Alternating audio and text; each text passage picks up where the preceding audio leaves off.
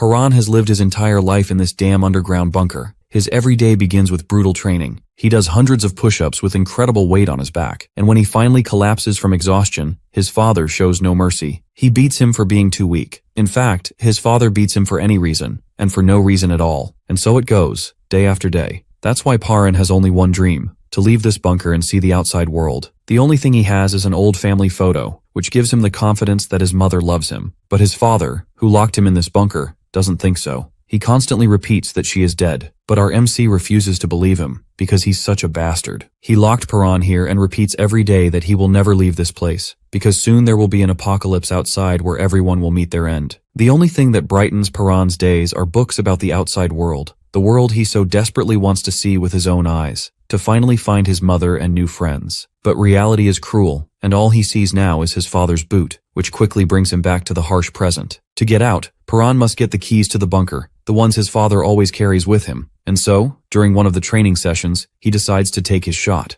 Paran's father turns back to leave, saying that's all for today. Our boy finds it an opportunity and grabs a piece of mirror to attack. He rushes forward and claims it's the moment he was waiting for. He'll kill his father and escape the bunker. He jumps, intending to kill, but it appears that he has made a fatal mistake. He failed to realize that his father would never let his guard down. Paran's father creeps toward him and he leaps forward to attack, but his fist hits only air as his dad swerves away. His father kicks him hard. Blood spills from the protagonist's mouth as his vision fades to black. In D1, our boy cries out, waking up in his dark cell. His dad enters, praises his effort, and reminds him of the rule: no weapons, only bare hands. Because he broke the rule, his father says he'll have double training tomorrow. He locks the cell and tells him to sleep. When the power cuts out and everything grows quiet, Paran listens carefully. He realizes two things. When his dad says it's bedtime, it's actually morning above, and the world outside is still normal. The whole apocalypse story is a lie his father uses to keep him trapped. The protagonist swears he'll escape. He looks at a family photo and decides to find his mother, even though his father insists she's dead. Now he's certain that's a lie too. She must be alive. Our boy promises himself he'll see her again. Somewhere else, his father answers a phone call, telling the caller not to contact him unless it's a true emergency. After listening for a moment, he ends the call with a cold wish for survival. Back in the cell, Paran is asleep,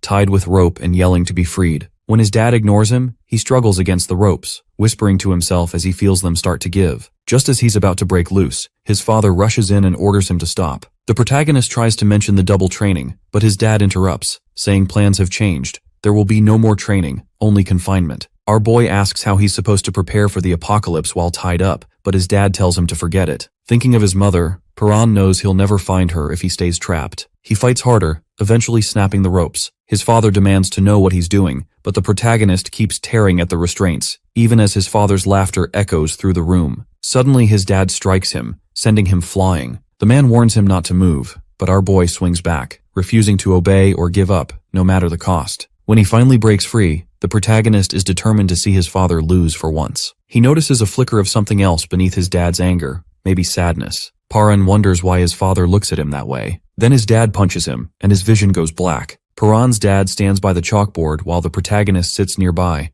listening as the man insists that rule number 1 for survival is absolutely essential. He continually emphasizes how safe the bunker is, explaining it's been sealed for 126 years, fully stocked with food, and that leaving is basically a death sentence. Convinced the apocalypse could strike at any moment, his father believes the bunker is the only safe place left. When our boy is alone, he quietly mutters never to himself, clearly disturbed by his father's constant warnings. He recalls the unsettling moment when he woke up after being knocked out and realized his dad was gone, something that had never happened before. Just yesterday, his father's behavior grew even stranger, disrupting their usual routine, and now Paran can't shake the feeling that something big is about to happen. He's certain he's right. Suddenly, the metal doors begin to rattle and clang. On edge, the protagonist looks around, whispering in confusion as the echoes fill the bunker, almost as if they're drawing him closer. When he spots a door left wide open, he bolts for it, realizing this is the opportunity he's been waiting for. Sprinting through empty corridors, Paran no longer fears being stopped by his dad. He rushes past rattling gates, unimpeded, and skids to a stop at the ladder. Excitement surges as our boy climbs quickly, his hands clanging against the rungs. Nearly praying for sunlight, he pushes at the hatch, and when it finally opens, a wave of light forces him to squeeze his eyes shut. The protagonist steps outside slowly, feet touching the ground above, and is awestruck to see the sun for the first time. As someone approaches, he whispers in disbelief that he's actually made it out. A man shouts, asking why he's in the road, and Paran, shocked, blurts out that it's a real person. Panic sets in. This isn't the time to get caught. If his dad discovers he's gone, he'll come after him. Determined, our boy runs, desperate to get as far from the bunker as possible. Barefoot, he races through the city, exhilarated by the freedom he's only dreamed of. The memory of being trapped in the bunker drives him to move even faster. He wonders how the doors opened so easily. Was it a glitch? No, his father is too careful for that. The thought that maybe his dad let him out on purpose crosses his mind, but he can't believe it. His father would never break his own rule, never leave the bunker. Laughter nearby catches his attention. He sees strangers gathered, children playing, and people talking as if nothing is wrong. It dawns on him that the outside world is peaceful, entirely unlike his father's warnings. Everything his dad said now feels like a lie. Here, people just live their lives. Looking up at the sky, the protagonist convinces himself the apocalypse can't be real. Just then, laughter turns to unease as his father's warning returns. The apocalypse will come without warning. People begin to look upward, unaware of what's coming. A massive dark sphere appears behind the sun, resembling a burning planet. The crowd stares, confused, as Paran's eyes widen. The object engulfs the sky. Dark swirls ripple across its surface, with sinister tendrils unfurling, almost as if it's alive and growing. The sphere rumbles, panic erupts, and people start pointing as it descends. Some assume it's the moon, others shout questions, but our boy alone sees its true nature. He can see the creatures. Suddenly, golden light bursts forth, revealing a grotesque maw filled with jagged teeth. The protagonist stands frozen as monsters emerge from the darkness, masses of limbs and angry eyes descending toward Earth. The swarm spirals, tearing across the sky. Now the vortex looms over the city, and all he can hear is his father's voice. Never leave the bunker. That rule was meant to keep them safe, unless the monsters find the bunker by accident. As tendrils break through the streets, his dad's warning echoes, and Paran remembers the chalkboard. Rule 1-1 is crossed out. The system flashes. Remote command. All locks open. Monsters roar and flood the streets as people freeze in terror. The swarm blocks out the sun, with creatures piling atop one another. On the ground, chaos erupts as the crowd flees in panic. Suddenly, silence breaks. Tendrils lash out, grabbing a man whose screams echo as he's dragged away, his glasses shattering, and his body torn apart. His head rolls across the pavement as people panic, shoving and screaming. Amid the chaos, someone desperately asks what the thing is, while another yells for everyone to run. People trample each other trying to escape. In the middle of it all, a man wearing headphones walks forward, seemingly oblivious to the chaos. The boy with headphones pauses, noticing movement above just as a monstrous mass crashes down, shaking the street. A hulking beast, crackling with energy, rises, each step sending shockwaves. Another winged creature lands with a thunderous boom, spinning as more monsters close in, crushing anyone who falls. People scream for help, someone begs for the police, but another shouts that the phones are already out. Panic is everywhere as the protagonist stands amid the destruction, his father's grim warning echoing. When the apocalypse comes, the world drowns in blood, screams, and ashes. Bodies are strewn across the ruined plaza as our boy stares in shock, a giant dark vortex looming over the city. A timestamp flashes D1. People scream as the devastation continues. D1 becomes D0. The apocalypse isn't approaching, it's already here. The ground splits open, buildings collapse, and monsters flood the streets. The final words make it clear. The apocalypse was already underway. A spiral of monsters towers over the city as Paran lands on the road. He realizes his dad was right about the apocalypse. It's real. Lifting his head, the protagonist understands that if the warning was true, then losing his mom must be true as well. He clenches his teeth, accepting that she's gone. Explosions erupt, footsteps thunder, and crowds scatter in panic. The swarm of monsters charges down the streets, roaring and sending people fleeing. As the creatures approach, someone grabs Paran's arm and pulls him away. His dad drags him through the chaos while monsters tear through the crowd. The man shouts not to stop as survivors dash for safety. One man is pulled down and devoured, but our boy keeps running, rounding a corner with the horde close behind. His father warns of more monsters ahead, pulls him along, and they leap over a barrier. The street is packed with people trying to escape. Cries for help fill the air as tendrils drag people into monsters' mouths. They try to move faster, but the tendrils close in, consuming more as the swarm advances. They reach a bridge, where people trip and scream with monsters crashing behind. The creatures tear through everything, seizing one man and dragging him away while Paran shouts they're about to be caught. His father yells that there's no time. They must run. The bridge is the only escape. The crowd surges forward as monsters flood onto the bridge. The protagonist shouts a warning, but his dad doesn't answer. A monster lunges, wrapping its limbs around our boy's leg. He struggles as the tendrils tighten, but his father smashes them off with a stone. The creature screeches and retreats, but Paran is now injured, clutching his leg as the horde draws nearer. He pushes himself forward, stumbling, determined to escape. Squeezing between abandoned cars, the protagonist feels the monsters gaining ground. He falls, sliding across the pavement, muttering under his breath. He urges his dad to go ahead, admitting he can't run any farther. Looking up, he tells his father to escape. Memories flood back, being trapped, shouting about being ignored. He drops his head, but his father approaches, insisting he must get up.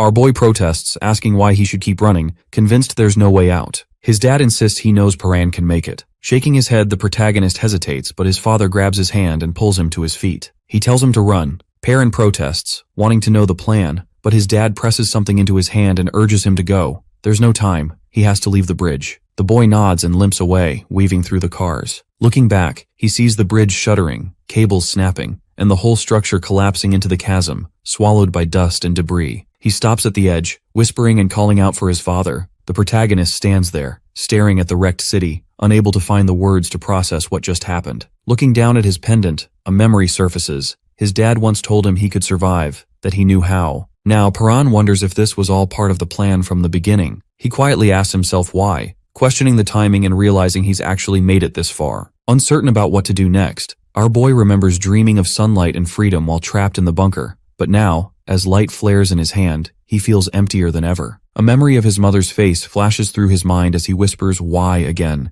desperate for answers from his dad about why things had to go this far. He asks what his next move should be, shouting at the chaos around him. Suddenly, he recalls being handed something, a piece of paper. Clutching it tightly, Paran stares at the ground just as it begins to shake and a massive monster lands nearby. He bolts as the creature roars, but it's right behind him. His leg hits some debris and he nearly falls, but the protagonist grabs a broken pole and jumps. The creature slams down, sending both of them sprawling. Struggling to stand, our boy grips his injured leg and faces the beast, muttering that this is the end and thinking there's nothing left for him. A drop of water lands on his skin. He notices the crumpled note in his fist. "Your mom is alive," he screams, demanding to know why he's only learning this now. As the monster's footsteps shake the earth, Paran forces himself to get up, determined to live and not give up. Shouting that he's going to find his mother, he squares off against the monster. Suddenly, his dad's voice echoes in his mind, reminding him that humans can't survive the apocalypse without strength or intelligence. Luck alone isn't enough. The protagonist questions how he's supposed to survive now as the ground shakes harder and the beast charges. He yells, but his father's voice interrupts, asking if he's forgotten everything he was taught.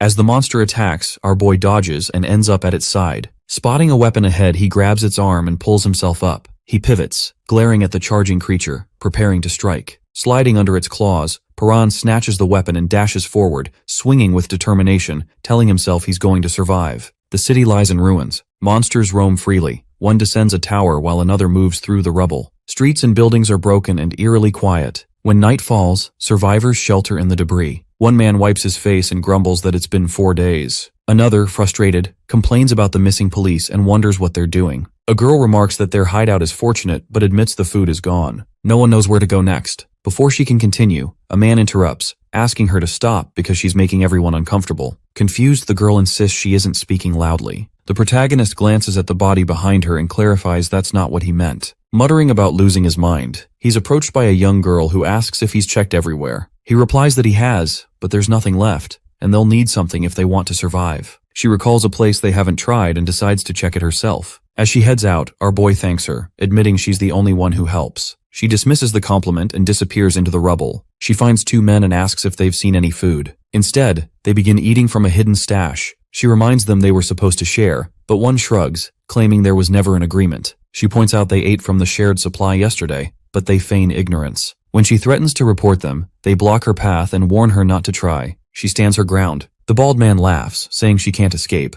but reluctantly steps aside. Suddenly a scream echoes nearby. Both men freeze. One asks if it was someone screaming, while the other, trying to stay calm, says it sounded distant and insists they'll be fine. Then he notices something ahead. The girl crouches, and the bald man mocks her for pretending to be tough. After a moment, she turns and makes her way back through the rubble. The same man from earlier spots her and, relieved, asks if she searched the area. She nods. When he asks if she found anything, she hides a piece of bread under her jacket and claims there was nothing. He believes her. Suddenly, a loud crash sends dust flying, and a one-eyed monster appears. Surrounded by debris, the man freezes as the monster approaches. In a panic, he reaches for help, but the girl sprints past him, apologizing as his screams are drowned out by the creature. Out on the street, panic spreads as the monster arrives. Someone yells not to look back. Another curses as more creatures emerge, and a red-haired man suggests they'll get away once someone else is caught. The little girl runs straight at the monster, dodging its attacks without hesitation. She twists, rolls across its arms, and lands as dust swirls around her. leaving 2 nearby men stunned. Without missing a beat, she flips upright and keeps running. The bald man watches her go, realizing she's faster than anyone. All around, chaos erupts as people scream and flee. She navigates the ruined streets, climbs to higher ground, and pauses to catch her breath. Looking back, she sees Paran sitting with his eyes closed. She nudges him, discovering he's alive but unconscious. Suddenly, a creature creeps up, hissing. She presses against the wall, trying to hide as it draws near, growling. The little girl grabs the protagonist to help him up. The monster looms over them, and now it's just the two of them facing the threat. The rubble settles, and a little girl tries to catch her breath. She turns around to find Perrin lying on her lap. He starts shaking, anxious to know who she is and what she's doing. She stammers, while the protagonist silently vows never to drop his guard again. She tries to explain that she only covered him to keep the monsters from seeing him, but her words are drowned out by his father's warnings about people who only use others and toss them aside. Our boy reminds himself not to trust anyone, even as his stomach growls, since he hasn't eaten since leaving the bunker. Weak and barely able to stand, he asks about food. She claims she doesn't have any, but a piece of bread slips out of her pocket, catching his attention. She tries to dismiss it, but Paran calls her a liar and considers taking it. In the end, she tears the bread in half and gives him a piece. He hesitates, unsure why she would share, and she tells him he now owes her 5 times as much food in return. He agrees. After eating, the protagonist gets up to leave, but she chases after him, warning that monsters are still nearby. He stops when he realizes she knows the area well, and she admits she's lived there her whole life. Our boy studies her, weighing whether to trust her, but she insists she knows the place. He asks if she can lead him to the subway station. She sighs, agrees to show him, but regrets giving up her bread. Curious, she asks why he's so determined to reach the subway. Paran explains it's safe, there's food, possible escape routes, and most importantly, it's underground, making it harder for monsters to find people. Soon she stops and tells him they've arrived. He's doubtful, but she assures him it's the entrance. An older man appears, confirming it's the right place and inviting them to follow him. He leads them down hidden stairs into the subway, which is crowded with survivors. The old man recalls the monster's earlier attack, forcing everyone to take refuge, and notes how the protagonist found the place by chance. He explains that people only go above ground for medicine, and these two are the first newcomers in a while. Paran surveys the crowd, worried that more people might mean more trouble, but he senses that everyone here seems trustworthy. He finally relaxes. The old man introduces himself as Baeom Hwang, a doctor, and explains he met them while searching for medicine. He asks for their names, and the girl steps forward, introducing herself as Haru, a student at Gasang Middle School. Baeom recognizes her uniform and mentions his hospital was across the street, but Haru looks puzzled and insists there was never a hospital there. Noticing our boy's rough state, Baeom asks for his name. The protagonist hesitates, thinking of his journal, and admits he doesn't have one. Baeom nods, telling him to share it when he's ready. Suddenly, a red-haired kid rushes in, reporting that someone's condition has worsened, and Baeom hurries over. Although he'd already tried to treat the wound, it has deteriorated, and now requires emergency surgery. Baeom prepares his tools, while Paran recalls stories about dishonest doctors who only help for payment and wonders what Baeom's motives are, as others question if money even matters anymore. Baeom remains composed, insisting that surgery is his job and that he never loses a patient. He begins the operation, reassuring everyone that things will be fine. When the procedure ends, the patient hugs Baeom in gratitude, yet our boy continues to watch, unsure whether to trust him. As Baeom tells the patient to rest, a badge falls out, revealing that Baeom Hwang is actually a veterinarian. He readies his tools and warns that the next part will be painful. When the patient panics and begs to be untied, Baeom refuses, explaining that any movement could be fatal. The patient protests about Baeom's veterinary background, but Baeom insists that humans are animals too, so the treatment applies. The patient keeps struggling, and Baeom suggests anesthesia, but the red-haired girl explains it's impossible to find right now. Baeom pulls out a brick, mutters that it will have to suffice, and knocks the patient out while Haru and the protagonist stand in silence. Perrin holds a photo from his dad and a note suggesting his mom might still be alive. Though he feels hopeless about finding her, the picture catches his attention. The flowers in the background are unfamiliar. He has never seen anything like them. After studying them, the protagonist suspects these flowers might only grow in certain places. If that's the case, the photo could be a clue to his mother's location. He decides he needs the help of someone who knows about plants. Meanwhile, a group gathers in a bunker. A subordinate announces everyone has arrived, and the captain declares that something new is about to begin. He warns that any resistance will be crushed if necessary. When a man demands answers, the captain simply glares at him. He claims he can see into people, their secrets and fears, just by looking into their eyes. Noticing fear in the angry man, the captain singles him out. The man pleads for space, but the captain punches him, saying that fear always surfaces around him. The captain says this is what he likes to see and demands more. He orders the man to show his real self, but the man begs him to stop. A subordinate interrupts to report that an old man, a girl, a boy, and an injured man are missing. The captain decides to deal with it himself, then orders the angry man to be tied up and left outside, ignoring his protests. Exhausted from days of vigilance against monsters, our boy dreams of being dragged deeper and wakes abruptly to find strangers surrounding him, demanding to know who he is. A blonde-haired man gives him 2 minutes to prove himself or be forced out, mocking him and saying that running won't help. As Paran stands, the captain reconsiders his earlier judgment about the protagonist's curiosity. The blonde man asks how he plans to fight them off, but he turns the question back on him. The captain grins, urging our boy to reveal what's behind his eyes. The blonde man tells him he should have run, but Paran says he only needs 2 seconds to take him down. The blonde man then pulls a blade as the protagonist looks for his missing photo. The man taunts him with the picture, saying he found nothing else of value. Our boy threatens to kill him if the photo is damaged. The captain seizes it and threatens to tear it up while Paran is beaten and questioned about why a piece of paper matters so much. The captain announces the protagonist isn't being expelled. He saw something different in his eyes, a deeper darkness, so he instructs the man to watch over him and to never let the picture out of sight. The man admits Paran unsettles him, but holding the photo seems to keep our boy powerless. Haru checks if the protagonist is okay, but he lashes out, pushing her away. She asks why he's taking it out on her, saying she only wanted to help. He insists he doesn't need help and tells her to back off. She shouts her name, Haru, telling him to remember it, but he dismisses her. Beom asks Haru what's wrong. She says Paran is impossible, and Beom agrees something is off. Our boy remembers his dad's warning to never trust help. Watching the man with his photo, he considers snatching it back but decides against risking the only thing he has left from the bunker. He waits for a better chance. The captain gathers everyone and gives them 2 options: follow him or be thrown out, using the tied-up man as an example of what happens to those who refuse. He explains the captive tried to cause trouble and is being expelled, warning that his word is law. For most, siding with him seems like the only way to survive. Beom, however, says he's too old to comply. If he follows the captain, he'll let his patience down, so he chooses to remain independent. The captain pressures Haru to decide, but she points out she isn't the only one refusing. Paran, Haru, Beom, and a few others stand together, openly defying the captain.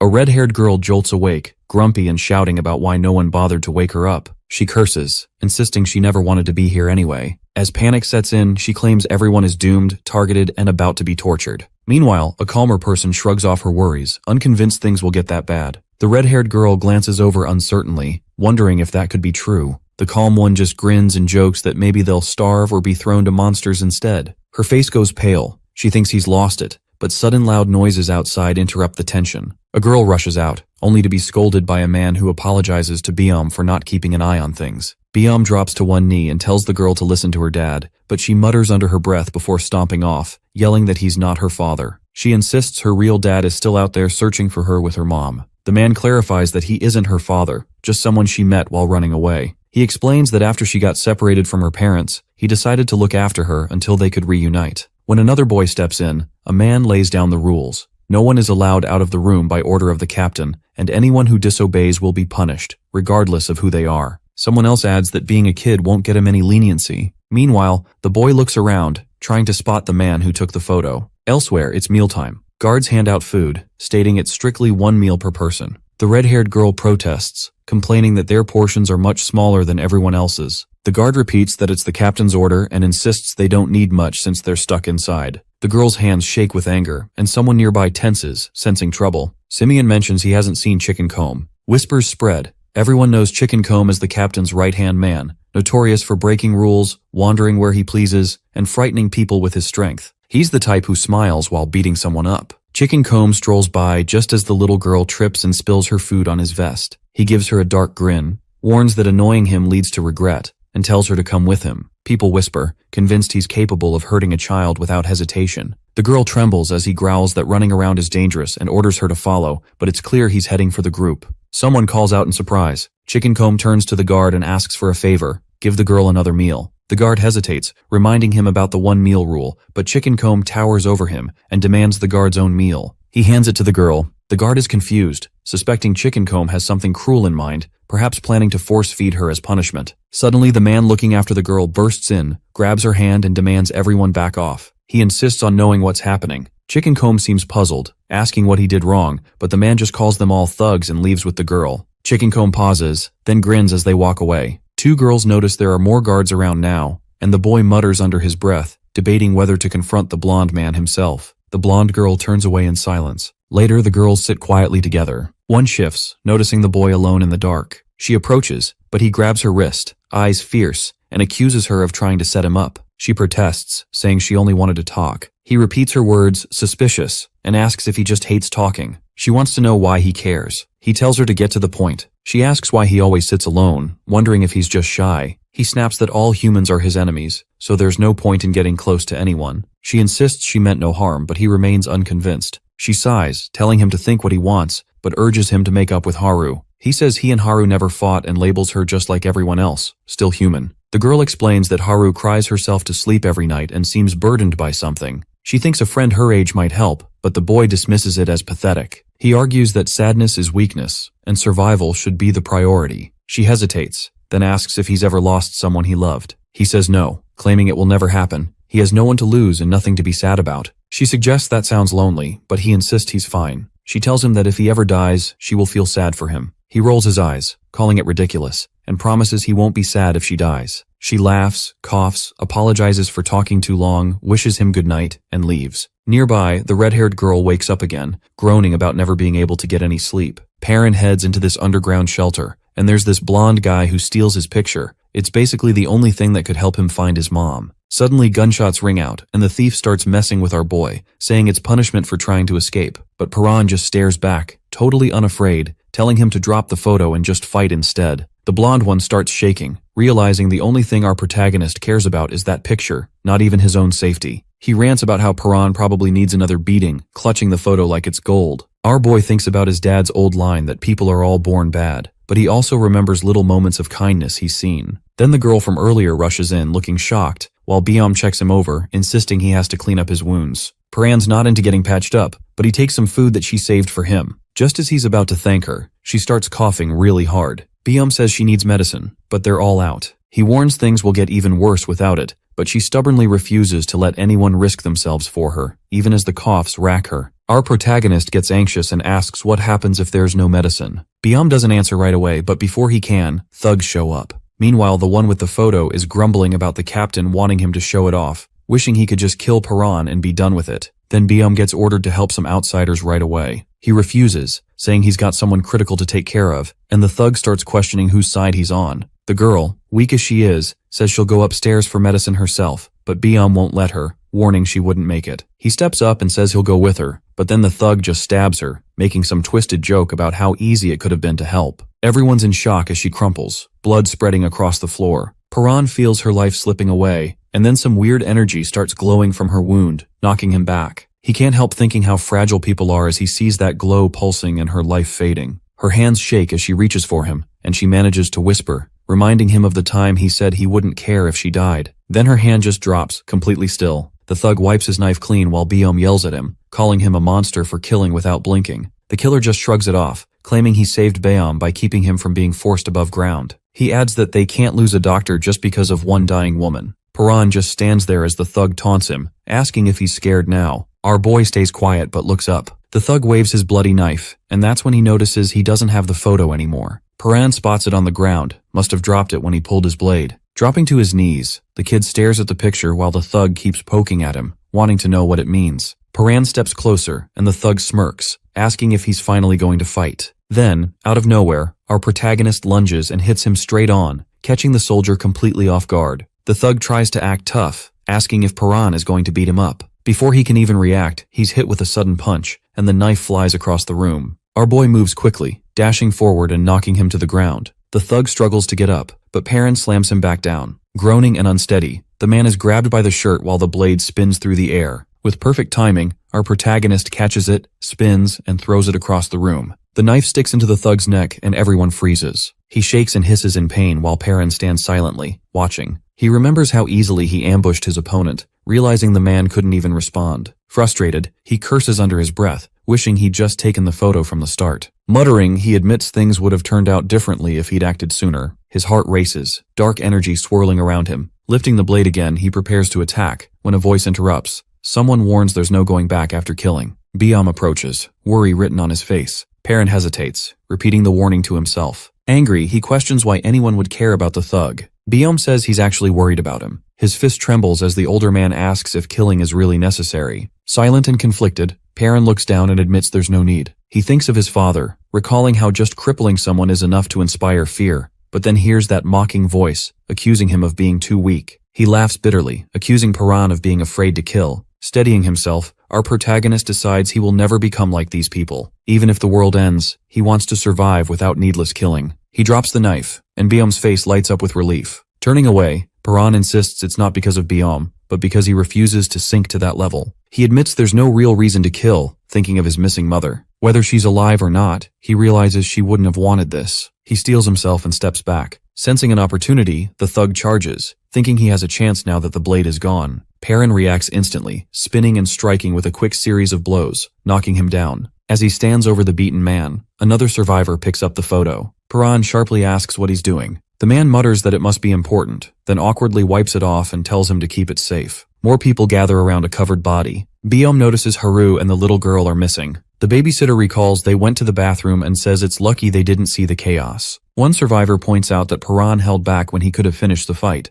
but our boy shrugs and says something of his was taken hostage. The man scoffs, calling it scrap paper, but Perrin's glare hardens as he insists it matters. The room falls silent as he raises a question. Holding up the photo, he explains he wants to know where the flower in the picture grows. People look at it but admit they've never seen it before. The red-haired girl asks if he knows where the photo was taken, and he says that's why he's asking. The babysitter comments it'd be easier if the internet still worked, but now all they have is that single clue. Biom asks why it matters, and Perrin bluntly says he plans to go there. Whispers ripple with worry, and Biom warns it's impossible to survive above ground with monsters around, but our protagonist is determined. He'll survive and find his mom. In the shadows, the captain mutters that since orders were ignored, things will only get worse. Suddenly a beast crashes down, sending rubble flying. The scene shifts to an empty subway entrance marked with Zone B and exit signs, standing abandoned. Someone finally cheers because there's enough heat to cook real food. One guy tells another to fan the fire, but he just shrugs, saying he's busy. Footsteps echo as the little girl bursts in, annoyed, demanding to know why no one flushes. Haru explains the toilets don't work anymore. A man arrives, impatient that they're taking so long, and says he needs to send them back. Harry watches him fidget, just wanting to survive like everyone else. By the fire, two men are cooking. One makes a sly comment about the earlier argument and sneakily drops something into the pot.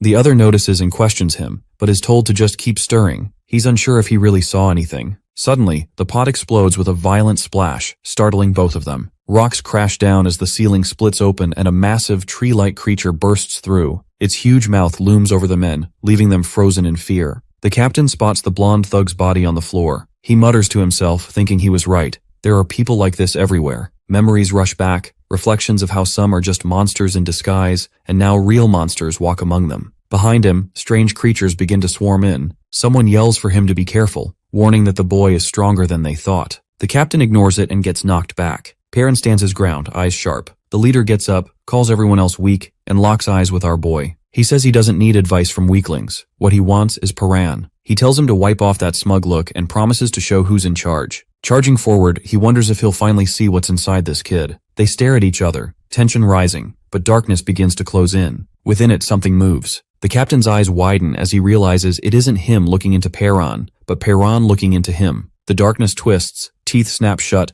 and suddenly he understands. He's the one being watched. Panicked, the captain collapses, flailing and shouting. His crew rushes over, calling his name, but he's unresponsive. Our protagonist stands there, eyes glowing, while silence grips the room. The captain gulps, realizing he almost got consumed. Everyone trembles and someone whispers that he actually looks scared. Suddenly a man screams, grabbing his face and begging for help. Blood pours down as he thrashes, shouting that he can't see. Horrified, people murmur as the man stumbles, covered in blood, insisting he was just asleep. He says his head is pounding, something spreading inside. Grabbing his skull, he stumbles down the hall, muttering about the pain while everyone watches, terrified, and wondering if he's turning into a monster. He claws at his head until something bursts out. He screams as black tendrils rip free, twisting his body. His glasses crack, his head jerks around, and the survivors scream as tentacles lash out, stabbing people. The captain grabs him, pulls him away, and smashes through the creature with brute force. The monster crashes back, limbs flying. He keeps pounding, crushing it until it finally stops moving, twitching on the ground. Everyone is stunned. Someone whispers the captain just killed a monster. He demands to know where it came from. Survivors cheer, calling him a hero, while one man insists he always believed in him. Perrin just watches, quiet and intense. The captain sweats, glaring. Nearby, a woman grins and says she's alive, just as a heavy metal hatch bangs open. The hatch creaks wider, drawing everyone's attention as they stare at the dark passage below. From the shadows, another grotesque creature crawls out, dragging itself across the floor and freezing everyone in fear. It rises up, towering over them with twisted limbs and glaring eyes, leaving the survivors paralyzed with terror. The hatch pops open and everyone gathers below. Life in the bunker had been calm for a while, so people almost forgot what fear felt like. But when one person quietly backs away, tension thickens. Memories surge. Bloody survivors, scenes no one dares recall. They all wish they could forget the monsters tearing through soldiers,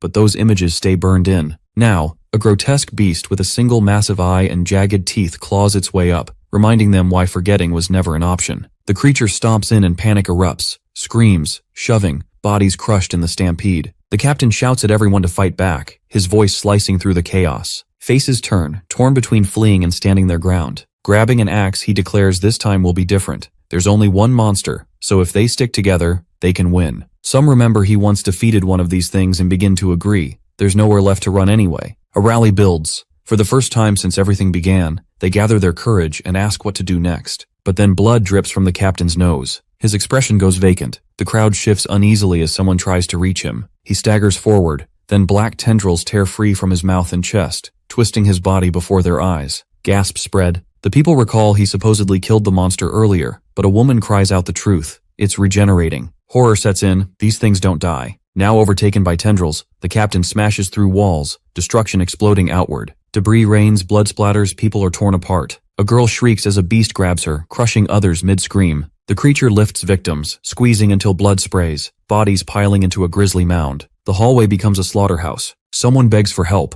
Another shouts it's the end. Convinced monsters will flood in any second. Biom seizes the babysitter, who panics because the little girl is still outside. He warns that if monsters broke through the station, she's likely gone. The realization crushes him. He collapses, reaching out in despair, while another survivor turns and walks away. Through the chaos, Paran sprints down the hall, eyes blazing. Baeom Hwang calls out as the others waver, some frozen, others chasing after him. Our boy pushes ahead. At the door, survivors see Biom lift a hand to halt him. Perrin steps forward, gaze sharp and glowing, raises his hand and points straight ahead. Silence falls like a weight over the room. Inside, a body lies in a pool of blood near the sliding doors, while 3 kids huddle together in the room. One of them trembles, whispering how scared she is. Haru presses a finger to her lips, urging everyone to stay quiet and warning that any noise will get them caught. The youngest sniffles, terrified. Haru quietly apologizes, admitting she can't protect anyone right now. She explains that the chaos gave them a place to hide, but if anyone finds them, it's over. The little one grabs her sleeve, and for a moment Haru looks surprised, but then she meets Paran's eyes, lets the girl hold on, and tells her softly to stay close. Nearby, an injured man stares at the dead body, terrified, asking what they should do. Haru says they need to run. He panics, insisting there's nowhere to go, but she stammers that surviving is all that matters. Gathering her resolve, Haru says they can't just sit and wait to die. She's determined to make it. Seeing that resolve, the man mutters, she must have a strong reason to live. Suddenly, everyone freezes as a monster with a glowing red eye appears in the doorway. He panics, shouting for them to run, while the blonde clings tightly as the beast advances. The man rushes forward, slamming into the creature and locking on, telling the others to escape since he has nothing left to live for, but wants them to survive. Haru seizes the little girl and runs, her shout echoing back while the man keeps fighting,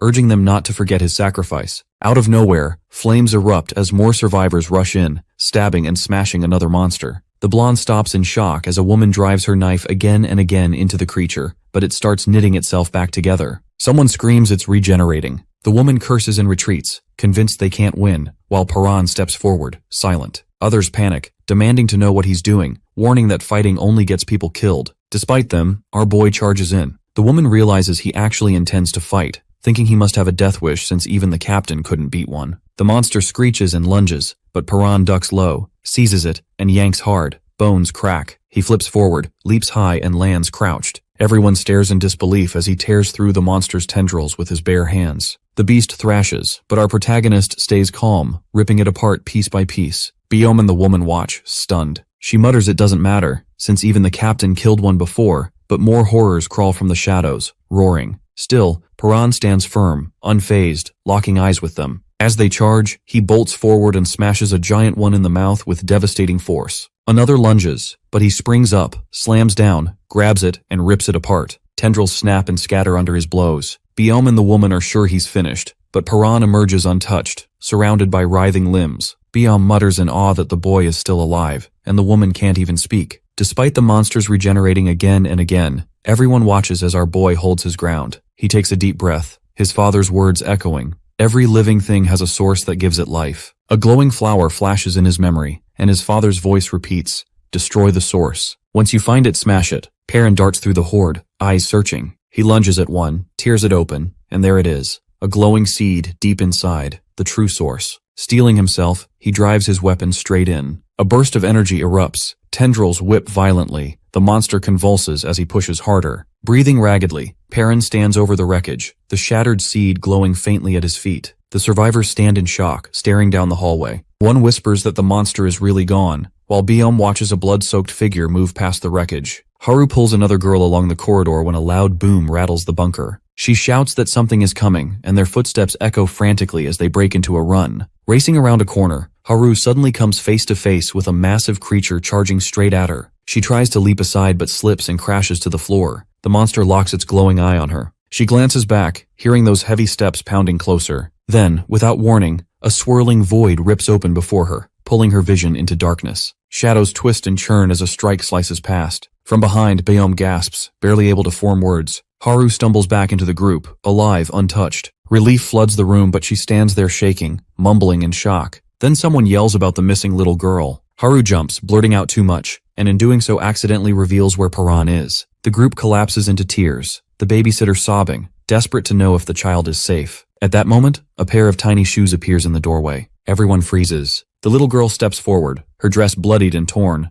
and behind her rises a hideous creature with a glowing red eye. Panic sweeps the room. Someone charges forward, screaming, while the child trembles under the monster's shadow. Before it can strike, Chickencomb suddenly appears. He slides Perrin aside, squares up to the beast, and warns it to back off or he'll go for its eyes. The creature halts, then slowly retreats as the enforcer orders it to stay put. He isn't sure if it left from fear, so he strains his ears, listening for movement. Biom explains they're only safe because of what's happening outside. Out there, our boy slams a monster into the ground, muttering that's two down, but more are already closing in. Another lunges, swinging hard, and he braces. 3 more circle around. Perrin thinks if there weren't so many, he could clear the area and make it safe, but now survival is all he can aim for. With nowhere to hide, he knows a single mistake could end him, and worse, more creatures might appear at any second. Exhausted, our protagonist considers breaking away to find another shelter, but the thought hits him. If he leaves, everyone inside will die. He wonders why that should matter, but then remembers the girl who was stabbed, and her final words. Distracted, he drops his guard. A monster slashes across him, blood spraying as he crumples. Clutching his wound, he lifts his gaze as a shadow looms over him. Chickencomb is there. The fighter tells him the others have explained everything, and that he knows Perrin can kill these creatures. He asks how he can help.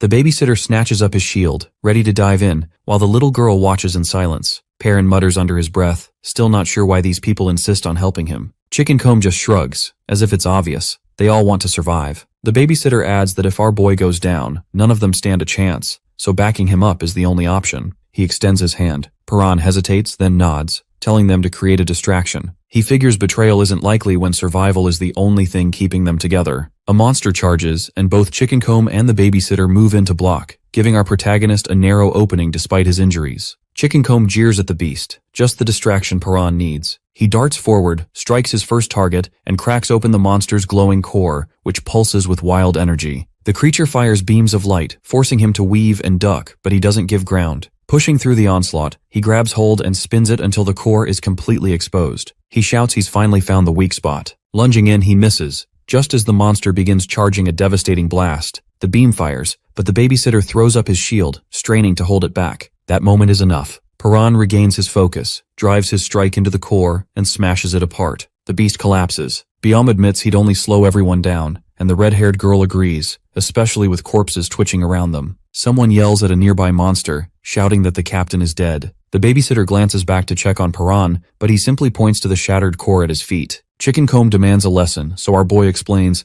every monster has a weak spot. You just have to find it. Another survivor mutters that only he can actually see them, so the rest should stick to distracting. Chickencomb refuses to stand aside and hurls himself back into the fray, while Perrin admits it's far easier to fight with backup. The bruiser gets slammed hard as Perrin carves through another creature. Then he stops cold, sensing one more presence. Across the room, a survivor is ensnared, tendrils pinning her to the ground, just as Haru and the others arrive and see her struggling. The monster crackles and twists, its form warping into something even worse. On the ground, a bloody hand twitches before falling still as the transformation completes. Nearby, a corpse jerks, and a shadowy figure with mangled limbs crawls free, looming over Haru and another survivor. She pulls herself together as its jaws snap inches from her face, barely missing. The creature lunges again, only to be cut down as Perrin steps in, striking it dead at the last moment. Haru stares in awe as our boy lands heavily, bleeding and exhausted, but still gripping the monster's glowing core, eyes fixed on its light. Biom rushes to him, insisting he needs treatment right away, and others scramble to help. Later, Perrin wakes bandaged, Haru sitting close by, Biom exhaling in relief. Without hesitation, our protagonist tears off the wrappings. His wounds are gone, fully healed. Biom grabs his arm, stunned. Perrin asks if the other fighter made it, and a familiar voice answers, alive. Chickencomb grins, bragging about his toughness. He shrugs, saying he helped because he wanted to, even if someone mutters he looks like one of the bad guys. The enforcer only laughs, insisting he doesn't take orders from anyone. Haru yawns as another voice comments how shady he looks, but Chickencomb just smirks, saying appearances don't matter, it's his style. Perrin turns to Haru, asking why she's still around when she isn't even hurt. She snaps back, demanding what he'll do about it, then admits she was worried. Biom interrupts, reminding Perrin that Haru stayed to help with his wounds. She yells she only did it because Biom needed her. Then Chickencomb cuts in, saying he remembers her from before, and surprisingly praises her speed during the fight. He describes how she dodged monsters like it was nothing, moving like the wind. Haru stiffens, clearly unsettled, and turns away as he steps closer. Perrin quietly watches her walk off, remembering the stabbed woman's words, that he should at least try to make peace.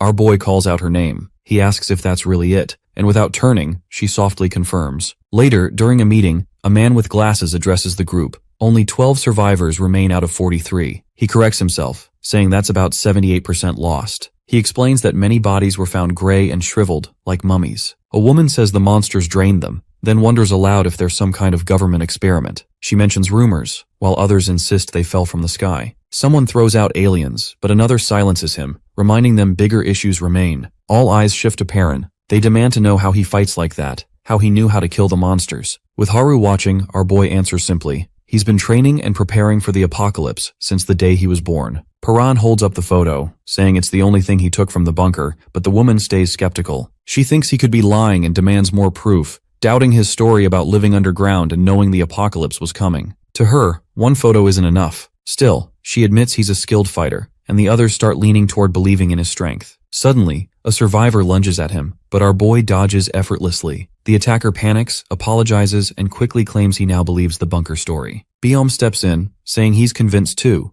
especially after treating all of Perrin's scars. Thinking back on everything the kid has endured, Biom points out that no one their age could have survived so much. That makes Haru curious, so she asks about the scars. Perrin explains he earned them every time he tried to escape the bunker, calling them proof he never gave up. He says he doesn't see them as painful memories. Another man asks why he didn't warn people about the apocalypse. Our protagonist recalls something his dad once said, admitting he believed his father never planned to warn anyone. He confesses he doesn't exactly trust people, but adds the group has helped him, and now he's starting to question whether all humans are as bad as his father claimed. A survivor tells him he's important because he's the only one who knows how to kill the monsters. Chickencomb suggests that finding his mom might help them understand the creatures. Another warns they've only survived thanks to luck and the blocked entrance hiding them, saying the collapsed path is their only shield. If monsters break through, they're finished. The only way out is squeezing through a single gap in the debris. Despite the warnings, they head to storage but find it buried under rubble. Panic spreads, since that was their food supply. A cold voice cuts in, saying it's no longer food storage. Biom says they need a team to search for food and asks for volunteers. Chickencomb immediately raises his hand, saying he needs fresh air,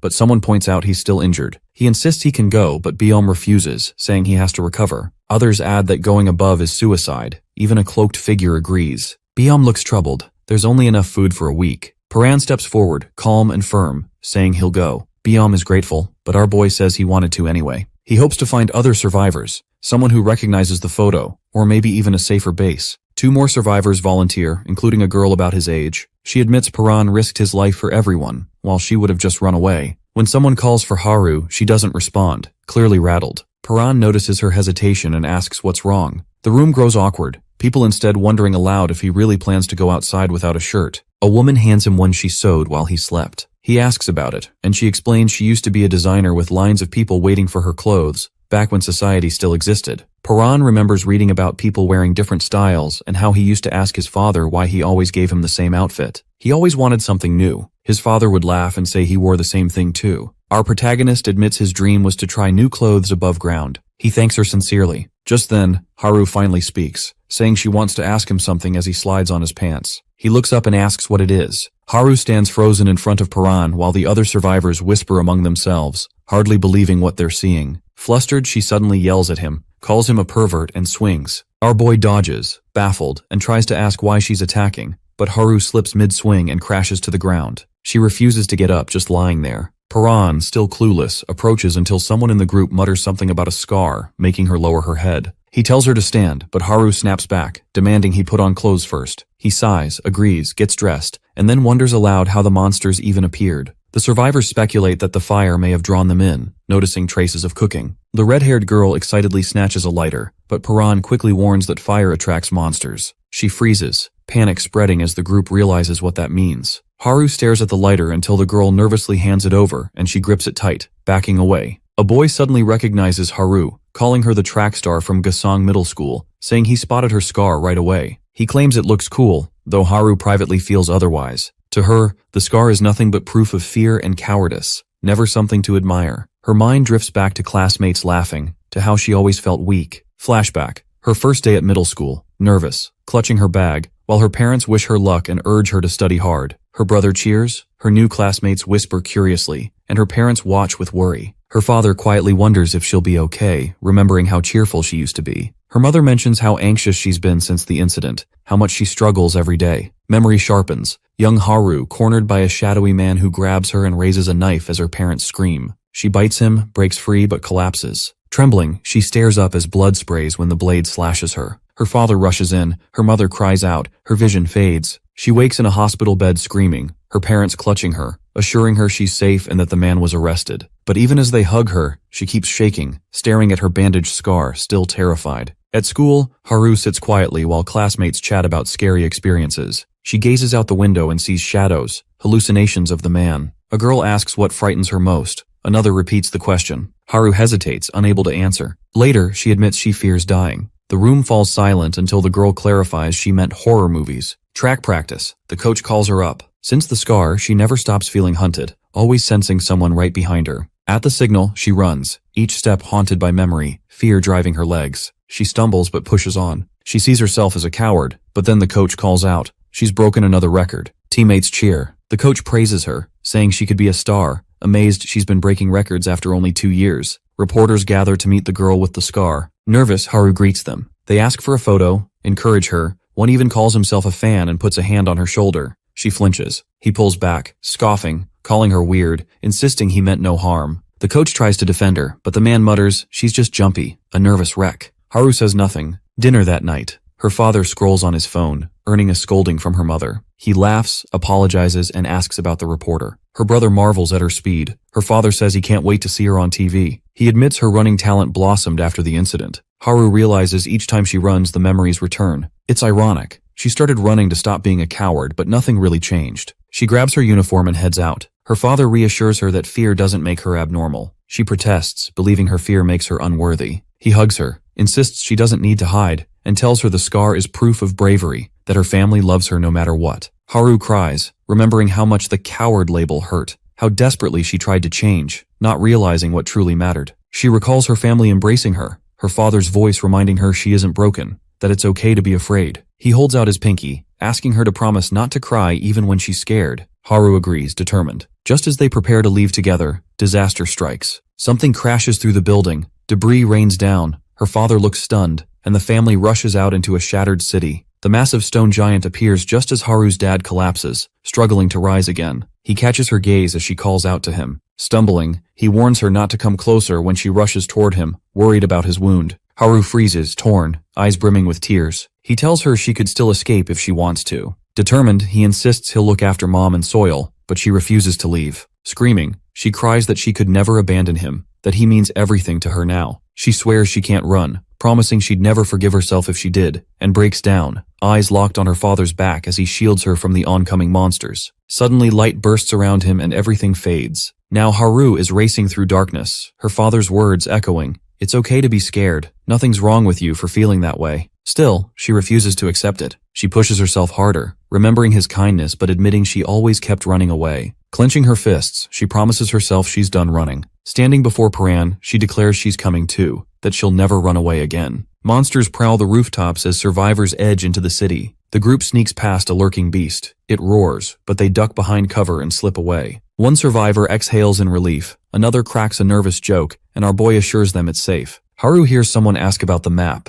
Paran holds up a piece of paper, and she watches him explain they need to make one. When she repeats his words, his tone hardens. A map is as vital as food. Haru offers to help since she knows the area, but falters, realizing the city is unrecognizable now. They gather supplies, but far less than expected. Perrin points out most of the food has spoiled. A bespectacled survivor suggests eating the perishables first. Haru hesitates, saying they should wait until they're back at base, but the other insists the food will rot soon, and they risked their lives getting it. Better to eat now. Another argues that people are waiting back at base, but our protagonist tries a piece and says it's good. He remarks that bunker meals were just bland nutrients, and this tastes incredible by comparison. Haru teases him for not even knowing what bread was before, and he scowls. He hands her some food, reminding her of their earlier deal, saying now they're even. Paran warns everyone they must stay hidden or risk being forced to fight. He can handle monsters, but noise will draw a horde. Silence is survival. Suddenly, he halts as a creature drops down between the towers above. His voice sharpens. They must not let the monsters discover them. Paran warns everyone not to let the monsters catch on. Haru and the others freeze. He tells them that if they're discovered, their only chance is to split up and run. Gripping Haru's shoulder, our boy reassures her that the creature hasn't noticed them yet. Someone whispers a question, but before they get an answer, Paran hurls a can, and the metallic clang echoes. The monster reacts instantly, proving it's drawn by sound. He calms the group, signals for silence, and explains that fighting recklessly will only attract more of them. They need to end the threat in a single blow. His mind flashes back to the basement. Someone had handed him a weapon there, admitting he'd never go above ground himself but wanted to help. The weapon had been designed specifically for Paran's fighting style, crafted to pierce the monster's weak points. Our protagonist grips it now and charges forward, driving the weapon deep into the creature's core. As he looks down at the weapon, his dad's voice echoes, "Don't rely on weapons. Surviving up here means fighting with your bare hands." His father had always insisted humans shouldn't use tools in battle, promising it would make sense someday. Perrin doubts that. How could anyone face monsters like this barehanded? He realizes his dad never once mentioned monsters in the bunker, maybe because he thought his son wouldn't believe him. Paran admits he never believed in the apocalypse until now. Memories return, endless drills in the bunker, training for monster attacks. If his father never wanted him to leave, why prepare him so rigorously? Maybe he hadn't intended to trap him forever. He recalls one truth. His dad never lied, except about Mom's death. Could all that training have been for a day like this? His thoughts rewind to when it all began. The apocalypse's first day. He remembers the locks undone, his dad opening every door. If he hadn't escaped then, the monsters would have ripped him apart. Now he wonders, why had the monsters targeted their bunker, and how had his dad known what was coming? Nearby, the bespectacled survivor kneels by the fallen monster, which curls into a ball after being struck in its core. He mutters that they couldn't break it, then tosses it to a girl, who flings it aside. Paran watches as it arcs through the air and lands near him. He picks it up, noticing strange shifting patterns across its surface. The sphere hums in his hand. Glasses guy asks what's happening, but our boy doesn't reply. He squeezes and cracks spread, fragments breaking away. His eyes flick to Haru, awake now, thinking of the time she ran off alone. She silently promises herself never to do that again, that she'll apologize to that kid when she gets the chance. Paran remembers his dad before the world soured, when he handed him a book from home, calling it the story of a hero. The boy's eyes open again, and Haru leans over him. Haru tumbles over Paran and clamps a hand over his mouth. He tries to speak, but she won't let him. Looking up at her, our boy grumbles that she's heavy and tells her to get off. Haru snaps back that she isn't, while he mutters for her to calm down and calls her a scaredy cat. She scans the city with binoculars, spotting monsters in the distance. Checking a map, Haru focuses, but Paran walks over and asks how it's going, casually calling her human, which irritates her. Later, when someone asks his name, Paran admits he hasn't had one since he was a child. Jihyun insists he needs one, and Yujin wants to pick one right away, but he just stands there, uncertain. Mumbling about getting a name, he looks unsure until Haru offers one. He declines, then thinks of his dad, lowers his head, and softly says Paran. The others react with surprise. Haru repeats the name and he nods. She asks what it means, and our protagonist explains it's from a book he read as a child. Yujin suggests everyone introduce themselves. Jihyun goes first, then Yujin, then Haru, who jokes Paran won't remember anyway. He hesitates, tries to say his new name, and then, steadier this time, introduces himself as Paran. The group echoes his name, and he repeats it again as memories swell. He sees the underground bunker and recalls dreaming of reaching the surface, meeting people, telling them his name. He always wanted to know others' names, to talk with them. In that moment, Haru, Jihyun, and Yujin smile at him. Jihyun offers a hand, asking to be friends. Paran pulls back. Blood, screams, and the apocalypse flash in his head. He withdraws, stating coldly they aren't friends. Yujin and Haru are shocked. He thinks if the world hadn't ended, maybe he could have been their friend. But now his only goal is finding his mother. He turns to leave, when a scream cuts through the air. Paran and Jihyun spot a man below, trapped by a monster. Our boy prepares to move, but Yujin insists they help. Haru and Jihyun share a glance while Paran refuses, warning that any noise will draw more. Yujin argues they can save him and still escape. Paran reminds her of their agreement. She promised to follow his orders above ground. He repeats his warning, but when the man screams again, Yujin ignores him, grabs a weapon, and drives it into the beast. She stabs it again, shoving it off. The man thanks her, and Yujin tells him to stick with the group if he wants to live. Still trembling, he warns them as another monster appears. Paran leaps in and cuts it down quickly. He turns to Yujin, eyes hard, asking if she understands the risk. Her recklessness could have endangered them all. Haru and Jihyun stand by, tense, knowing things are only going to get harder from here. The injured man asks if he can walk, then admits his leg is too damaged. He'll need help. Paran had expected problems like this. Then the sharp crackle of monsters nearby stiffens everyone. More are closing in. Our boy refuses to offer any more aid. Jihyun reminds them that saving the man earlier was already too much of a risk. Paran turns to Yujin, telling her she can help if she wants, but it'll mean leaving the group behind. If she goes, she's out. Jihyun backs him up, repeating the rule. Everyone must follow every order, no exceptions. The man begs, but Jihyun agrees with Paran. They can't afford it. She thinks about the others still waiting at base. Reluctantly, Yujin decides to stay. The injured man yells after them, accusing them of being murderers, abandoned to die. Paran snaps at him to be quiet, but his cries echo through the dark. Monsters screech back. The group bolts. As they're surrounded, Haru cries out that the monsters have cut off their escape. Paran sizes up the situation. It's not hopeless yet. They haven't been spotted.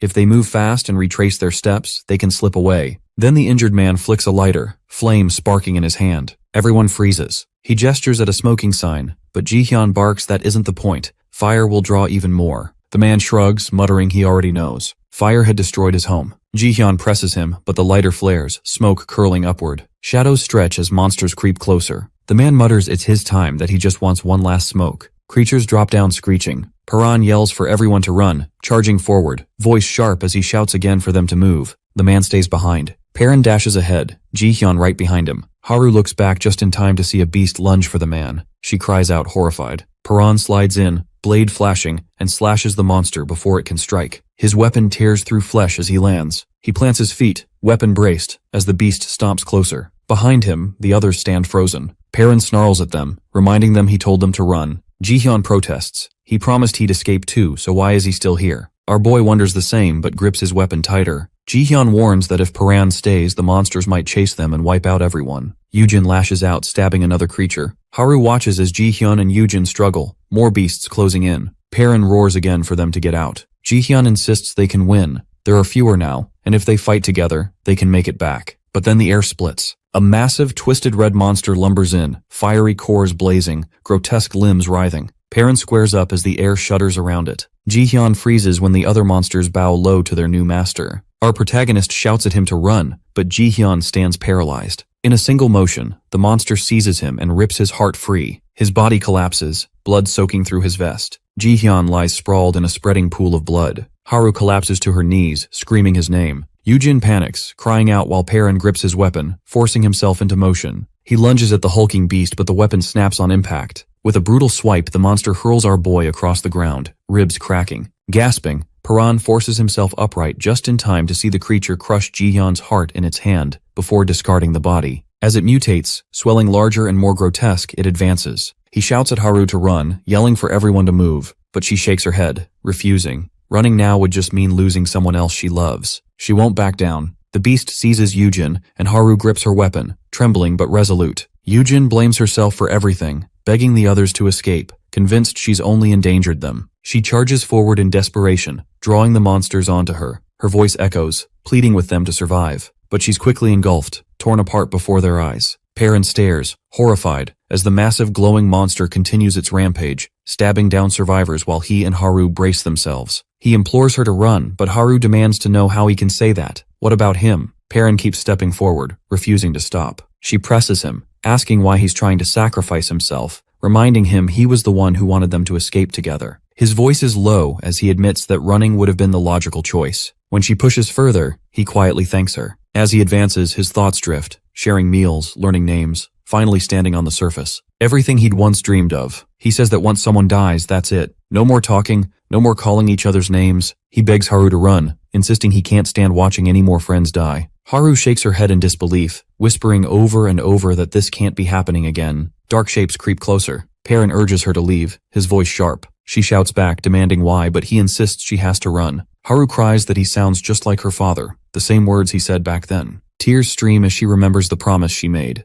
Never to run, never to abandon others. She screams that she won't save herself at the cost of everyone else again. Her father's face flickers in her mind, his voice gentle. It's okay to be afraid. Guilt twists inside her. She left him anyway. Perrin asks if she truly won't run to save herself. Then he smirks, saying he should have known. You're just too kind. Haru realizes she was wrong. She admits her mistakes, admits her dad did love her after all. In memory, he holds out his hand, asking her to promise not to cry even if she feels like a coward. She shouts her promise, their pinkies linking. Left alone, our boy turns her words over in his head. Death ends everything, and he can't bear the thought of losing anyone else. Then Haru rushes back, yelling that he's a bonehead. No one said she was going to die. She declares she's going to survive, and if they live, nothing ends. Perrin stares at her, listening as she finds petrol but stops to speak. She says that if they make it through, they'll be able to talk, call each other's names, and stay together. He listens in silence. She tells him they can still be friends. With that, she flicks a lighter, flames sparking to life. Perrin shouts her name, demanding to know what she's doing, but Haru steadies the flame, telling him not to lose hope and reminding him they have to survive. She drops the lighter, petrol ignites in a sudden blaze. She reflects on how she always used to run only to save herself. Now she's running to protect the people she loves. She promises to protect them all and calls back to Perrin that she'll see him at base. Monsters swarm, but Haru tears through the streets, sprinting faster, dodging strikes and vaulting debris as claws slash inches behind her. A hulking mutant lunges, but still she runs. Meanwhile, our protagonist steadies himself, eyes locked forward. Surrounded, he faces the monsters head-on, calling them out and demanding their next move. Perrin freezes as the monsters close in, and one stomps toward him, growling and demanding to know where he thinks he's going. Our protagonist calmly tells it that he's the one it should be worried about. He locks his gaze on the monster's weak points, sensing the life force within. Reaching for his weapon, the boy is caught off guard as the creature moves faster, knocking the blade away and sending him sliding backward. He realizes he can't reach the weak spot without it. At that moment, his father's voice echoes in his mind, reminding him that weapons aren't always an option. Perrin recalls a memory of his father saying that one day he'd understand. When he used to ask what that meant, the older man would simply say that weapons weren't meant for people like them. He remembers watching his dad fight, never once relying on steel. Now our boy shifts into his father's fighting stance. The voice explains that the stance is only the beginning. Every living thing has life force, and so do they. He remembers training in the basement, where his father taught him to harness that power, explaining that hands channel life force and, with focus, you can pull it out through your fingertips. Blue sparks flare as energy surges through him. His father's words urge him to take that power. Perrin protests that nothing is happening, but the voice assures him he'll get it. Once he can truly sense that life force, he'll be able to control it. Suddenly, our protagonist feels a burst of energy within, his father's words echoing, "This power is his." Energy lights up his arm, and he yells in surprise at what's happening. He recalls asking his dad what would happen if he channeled all of it. As the monster draws nearer, the voice explains that once he masters it, Perrin will move almost as fast as his father did. With newfound strength, he launches himself forward. Our protagonist charges in and slams into the monster. It swings at him, but he breaks through its guard, sending the creature skidding across the ground. The beast clutches its face, and Perrin reacts instantly to every movement. Electricity pulses through him, and he realizes he can actually keep up now. As it lunges forward, our boy braces himself. They launch at each other and collide mid-air. He grabs one of its tendrils, yanks it hard, and slams the beast down. The monster lashes out, but he dodges, leaps up, and delivers a punch so powerful it cracks the ground and sends lightning flashing. He checks to see if it's over, but the creature's arms begin to split and grow, its body morphing. Perrin realizes it's protecting its weak spot, locking it away, and knows he needs to push harder. Sparks fly from his fist as he digs deep, memories of his lost friends fueling his determination. Lightning surges through every vein as he lights up, lifting his head and daring the creature to attack. The monster screeches and charges, slamming its arms and tendrils at him. He advances, undaunted, even as it towers over him, preparing to strike. The thought hits. If he'd been this strong before, perhaps none of his friends would have died. Gathering all his strength, he unleashes a devastating punch, an explosion of light and force, then collapses, exhausted. Somehow, he manages to stand just as the monster comes back for more. Suddenly, he spots a glowing core fragment still inside the beast as it snatches up one of the wounded survivors. He shouts for it to stop, struggling to tear away the tendril as it leers down at the helpless people. The creature grabs him by the throat, and as his gaze falls on a friend's lifeless body nearby, his mind goes numb. In that moment, only one thing is clear. He wants to end this monster. Perrin's eyes glow red as he seizes its limb, preparing for what comes next. Perrin grabs the monster's limb, yanking hard and locking it in place. The creature snarls and thrashes, jaws splitting wide to reveal far too many teeth, but his grip only tightens. Its entire body whips back and forth until there's a sharp, bone-cracking sound as our protagonist gives a fierce twist. The beast stumbles and he keeps pulling until the limb breaks apart in his hands. He steadies himself, red energy swirling around him, eyes glowing as his aura erupts outward, swallowing the monster's scream. Without hesitation, Perrin charges into the chaos, his form blurring as he rushes the creature. It shrieks, teeth rattling. Meanwhile, survivors creep through the area with a map, checking their surroundings. One thinks they're close. Another grumbles about how long this has taken. The guy with glasses panics after spotting movement, and the group rushes over to find Perrin collapsed on the ground. Shocked but relieved to find him alive, they pick him up. Chickencomb asks what happened, while another stares at the wreckage. As they carry our boy back, Chickencomb gets bossy with the girl at the rear, telling her to leave some bags behind. She refuses, wanting half the rations and bragging about the feast ahead. He offers to help, then throws away her heavy bag, making her scream. Sprinting ahead, he dares the others to catch up, and someone swears to shave off his mohawk. The guy with glasses urges everyone to keep quiet unless they want trouble. Perrin starts to wake, confused, noticing a map in his hand. He studies it, wondering if Haru is still alive. The one with glasses presses him to explain what happened, but our protagonist only remembers grabbing the monster at the last second. Everything after that is a blur. He has no idea how he survived. Suddenly, the ground trembles as another monster appears, roaring. Chickencomb charges in, ready to fight, and Perrin steps up as well. The glasses wearer panics about not having a weapon, but Perrin's hand is already sparking with energy. The beast lunges. He dodges and slams it so hard that the ground shakes. The survivors are stunned as he grabs the monster's limb, lightning crackling through him, and shatters the glowing core to pieces. When the dust settles, Chickencomb grabs him, peppering him with questions. At the shelter, a few older men work with radios, frustrated by the lack of response. Bayom tells them to wait, hoping something might come from the government. They're worried because the supply team hasn't returned yet. Haru sits in silence, sleepless, waiting for Perrin. When Bayom spots movement outside, everyone starts whispering as the supply group finally returns. Haru's eyes widen when she sees him being carried in. A survivor reassures her as Perrin stumbles to his feet, and she rushes forward, hugging him in relief. She admits she ran away, but he still survived,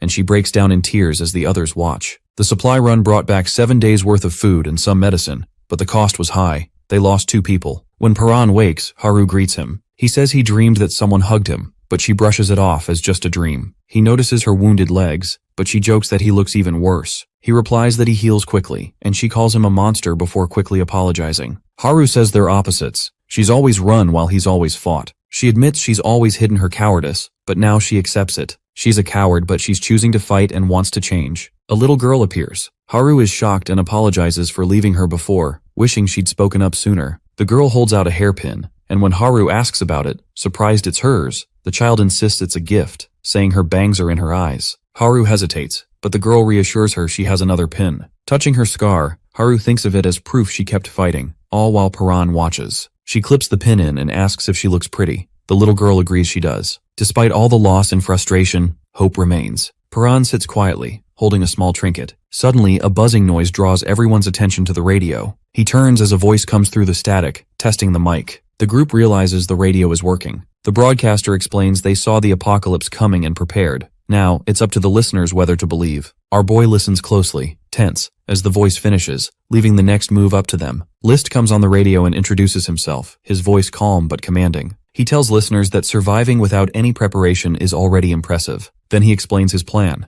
The only way to handle the monsters is to stick together, which means sharing locations is essential. He instructs everyone to use flashes of light instead of fire, flashlights only, and to flick their beams for 10 seconds at midnight. When the hour arrives, beams suddenly cut through the dark. Across the city, scattered flashlights shine. Haru spots distant signals, her breath catching as she realizes they're not alone. The group begins speculating whether List truly anticipated the apocalypse, pointing out that it would take serious military-grade gear to broadcast like this. Our boy can't help but reflect. Only his dad ever foresaw such a disaster. A thought nags at him. Could List also know something about his mom? He recalls the man's words about his spot being marked by the brightest light and quietly wishes everyone good luck. As Paran prepares to head out, Chickencomb hurries over, asking to tag along. The protagonist tries to brush him off, warning about the dangers, but the other refuses, insisting he's not as weak as he seems. He argues that everyone who died before chose to be there, and tells Paran to stop carrying all the guilt. Everyone knew the risks. He finishes by saying they're teammates now and demands to be called Big Bro. Paran relents, not stopping him. When he jokingly calls him Chickencomb, the self-styled tough guy complains. It's a mohawk, not a chicken comb, and wants the nickname dropped. Their bickering continues until Haru steps in, announcing she's coming too. Paran allows it without much fuss. Elsewhere, someone on watch duty notices he left without a weapon. The guy with glasses reflects on just how tough Paran is. He's beaten grown men and felled monsters thought unbeatable. Watching his near-superhuman movements, the observer wonders who this young man truly is. Later, Chickencomb asks if doing what Paran does will make him stronger. Our protagonist takes a moment before explaining the first step, learning to sense life force. Confused, the other presses for clarity, and Paran likens it to the body's natural energy. He admits he hadn't believed in it either until he felt it for himself. Suddenly he freezes, halting the group. Haru tenses, asking if it's a monster and if they should run, but Paran shakes his head. A woman stumbles into view. He realizes the presence he sensed wasn't a monster, but a human. The stranger begs for help, her voice breaking as she says her family is trapped under rubble after fleeing monsters. She promises she'll do anything if they save her loved ones. Chickencomb asks again if the woman really means anything, and she nods. Haru insists they have to help her, but Paran questions if they're truly the only ones who can. She confirms it, saying that's why she came to them. Our protagonist senses there are more people nearby, and she admits she was hoping to lure them to her base and ambush them, but claims it doesn't matter since there are plenty of others to deal with. Chickencomb complains that he can't get more favors from her. He was hoping for 10 in return. The woman suddenly demands everything they have, even their clothes. Haru refuses, but she threatens her, saying to hand over everything unless she wants to die. Thugs step forward demanding their stuff. Chickencomb starts to undress, dropping his jacket as he hands it over. One of the goons bends down to grab it, mocking him for being so scared. Suddenly, the loudmouth knocks him out, puts his vest back on, and asks our boy how he looks. Paran prepares for a fight. The woman orders her crew to kill them quickly. One thug charges with a knife, but Paran catches the blade mid-swing and twists it back into him, dropping the attacker instantly. Chickencomb shouts, daring the rest to take him on. Their leader tells her people to target Haru, calling her the scaredy cat. The thugs rush her, but she dodges and escapes. The team manages to get away as a man watches from a window above. They enter a nearby house. Paran suggests they stay put, but Haru points out that no one's there. He warns that the mess inside looks intentional, like a trap. Suddenly, the floor gives way beneath them, and Haru and Chickencomb crash into a heap of trash. A figure appears, remarking that he was wondering who the uninvited guests were. He recognizes them as the group from earlier and calls them idiots. Paran stares ahead as a knife flashes dangerously close to Haru's neck. Their captor holds it firmly in place, making it clear he'll go through with his threat if anyone tries anything. Our boy snaps, demanding answers. The man, keeping Haru in a tight grip, asks why they're there. Paran blurts out that they came because of the radio broadcast. His expression shifts. He realizes what Paran means and insists he heard the broadcast too. Our protagonist then asks why he isn't heading to the location marked by the brightest light. The captor laughs, mocking the idea of anyone predicting the apocalypse. He brings the blade even closer to Haru, warning that one lie will cost her life. Suddenly he lunges, but Paran dodges and a brawl erupts. Paran ducks and counters, slamming him to the ground. They exchange blows, with the captor swinging wild. The struggle intensifies and Paran charges again. The blade catches his side, but he pushes through the pain. He attacks repeatedly, though the captor manages to dodge every strike. The man remarks that Paran isn't like other thieves, but the boy only focuses on moving faster than his opponent can react. He rushes in, closing the distance and aiming for a takedown. Meanwhile, monsters begin gathering outside, raising the stakes. It turns into a tense standoff. The captor keeps his grip firm, and Paran knows any loud noise will draw the creatures in, but subtle movements won't be enough to get close. Both ready themselves as he debates gathering the energy like before. Finally, Paran leaps forward, committing to it. The captor stops as Paran crouches, channeling his energy and swinging it, the force rushing past the man's face. Our boy lifts a finger, signaling everyone to stay quiet. The captor freezes. Suddenly a rope snaps and he starts to complain, but the others glare at him. He sits down, clearly nervous, as if sensing they might retaliate. Haru and Chicken Comb exchange a glance and grin. When he asks what's so funny, they tie him up tighter and spin him around. He protests loudly, but Haru laughs and calls for another spin. The man demands to know what they want. Perrin explains they're just heading to the broadcast and gathering supplies. He doesn't believe it, but our protagonist assures him they'll let him go later. They're not taking any chances after what happened before. When the captor asks how Perrin moved so fast, he dodges the question. Suddenly, a noise above draws everyone's attention. They look up to see a ripped-apart corpse lying nearby, close to a monster's remains. Chicken Comb and Haru freeze, but the man calmly says it won't attack. It's his sister. He repeats himself, explaining she's barely hanging on, still alive. Haru asks how that's possible, and he describes her injuries, admitting those wounds should have been fatal. He believes the monster attached to her is keeping her alive by leeching off her life. Haru wonders if that really counts as being alive, thinking of her own brother as she watches the suffering woman. Chicken Comb asks why he doesn't just pull the creature off. He replies that he's tried everything, but the roots go too deep. Chicken Comb then asks if they can kill it, and the captor laughs at the idea of there being an easy core to break. He says he's tried everything, but these monsters don't have a weak spot like that. The conversation falls silent. The man tells everyone to leave, but Haru warns that if he tries anything, they'll just spin him again. Perrin cuts him free and heads out, telling the others to follow. Their former prisoner watches from inside, muttering about the strangers passing through, claiming they know how to kill the monster attached to his sister, but he doesn't believe them. He asks his sister if she heard any of it, then notices a teddy bear nearby. He picks it up as a rope creaks and stretches. Meanwhile, our protagonist wonders if the situation is a trap. As he turns around, realization hits, and he mutters, "It's them again." Across the room, a creature rises from beneath the floorboards. Perrin grips a knife tightly, a doll lying on the floor beside him as he faces a massive, shadowy figure. His vision turns red, sparks of energy flickering across his eyes. Suddenly, a horde of eerie creatures emerges ahead, multiplying the danger before him. He's frustrated. He already burned through too much energy earlier, and now the monster's grip is draining his strength even more. As that energy slips away, our boy's eyes fall on the doll,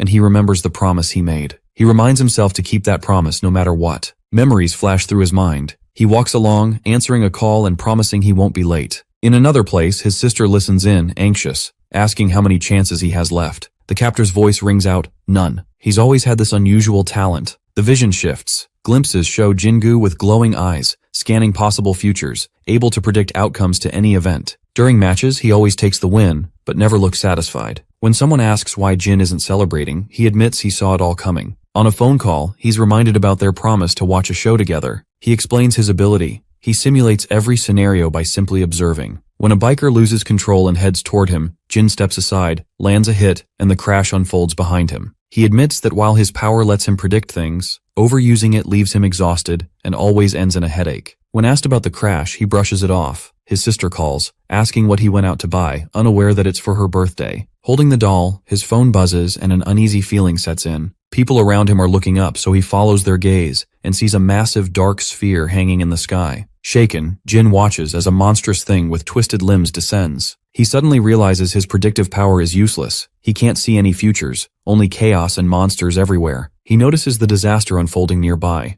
Then his phone dies, the internet cuts out, and the ground shakes as explosions erupt. Monsters swarm the streets. As energy surges through him, Jin braces himself, clutching the doll, determined to survive as the world collapses around him. Jin wanders the ruined streets, trying to figure out what the monsters really want. Are they after human blood, or do they aim to wipe out all life? When a beast lunges at him, he dodges, counting the distance back to his shelter and thinking only of protecting his sister. He finally makes it home, stepping inside and spotting a red line trailing across the floor. Following it deeper into the house, he pieces together the situation. Up ahead, he finds a mangled body. Gripping his knife, he quickly dispatches the threat. The next day, the mysterious planet in the sky is gone, but the monsters are still everywhere. Jin carefully seals every crack and opening in the house to keep them out. Inside, he finds his sister's body twitching, a parasite clinging to her. He has already tried, and failed, to pull it off, but he refuses to give up. One failed attempt isn't the end. There are more chances. He swears to save her, promising to rip the thing off no matter what. He studies the monster's healing process. Each one seems to regenerate differently, and wonders if there's a limit, maybe tied to how much they eat. He's seen them do more than just eat. Maybe that's what really drives them. If he can force the parasite to keep healing, maybe it'll eventually wear itself down and die. He keeps trying to sabotage its regeneration,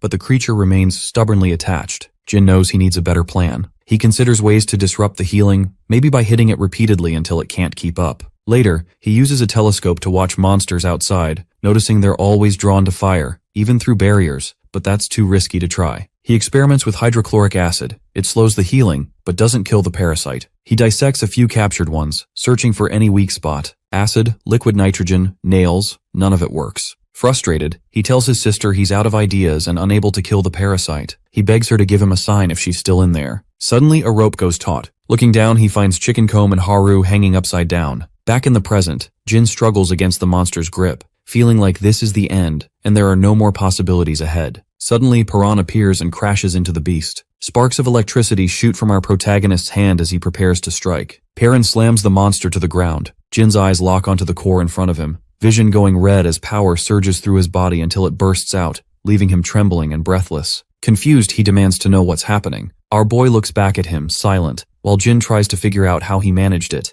The others mention they only returned because someone forgot a bag. Paran repeats his advice, you have to hit the core, though he warns most people probably can't see it. Jin insists he can, recalling the glow he once saw coming from his sister. Paran confirms that's the core. Jin asks why the glow appeared in his sister and not the monster itself. He says if setting her free means killing her, then he'll do it. Our protagonist explains that as long as her heart keeps beating, the parasite will remain. Jin looks at his sister, determined to end her suffering himself. He picks up a toy rabbit, wishing her a happy belated birthday. Standing over her with knife in hand, he sees black tendrils wrapped around the core on her chest. She lies still, the stuffed toy beside her, as he hesitates with the blade. Memories flash, her smile, meals together, her riding on his shoulders. His grip tightens. He thanks her, saying it over and over, eyes on her body. To his surprise, she responds faintly, telling him she always heard him. Jin admits he's lost, unsure what to do now. Paran appears with Haru and Chicken Comb as Jin comes downstairs, remembering his sister's final words, telling him to do what he wants. He hesitates, glancing between the group and his sister. Suddenly, another monster arrives. Jin recalls her face, his eyes turning red with resolve. He remembers clasping her hand, swearing vengeance on every monster that took her away. In her last moments, she told him to survive and get revenge. Chicken Comb charges in but gets thrown aside. Jin rushes forward, tendrils sprouting from his arm and tearing through the monster. He then turns to Paran, introduces himself as Jin-gu, and asks to join the group. The lone survivor sits, tense as footsteps approach. He spots a group coming down the escalator, Paran, Haru, and Chicken Comb. The girl with glasses immediately asks if they brought anyone else. Jin-gu introduces himself simply as Jin. Haru lists their finds, food, medicine, and a more detailed map of the area, stopping only when a cliff blocked their way. Jin is surprised this spot hasn't been raided by other groups. The survivors wonder aloud if anyone else is even out there. He informs them there are 3 groups in the area, and one of them hunts other survivors. Haru realizes that this is the same group they encountered before. Jin says they'll have to cross that territory to get around the cliff. Chicken Comb mentions that the woman from that crew still owes him a favor. They debate taking a different route,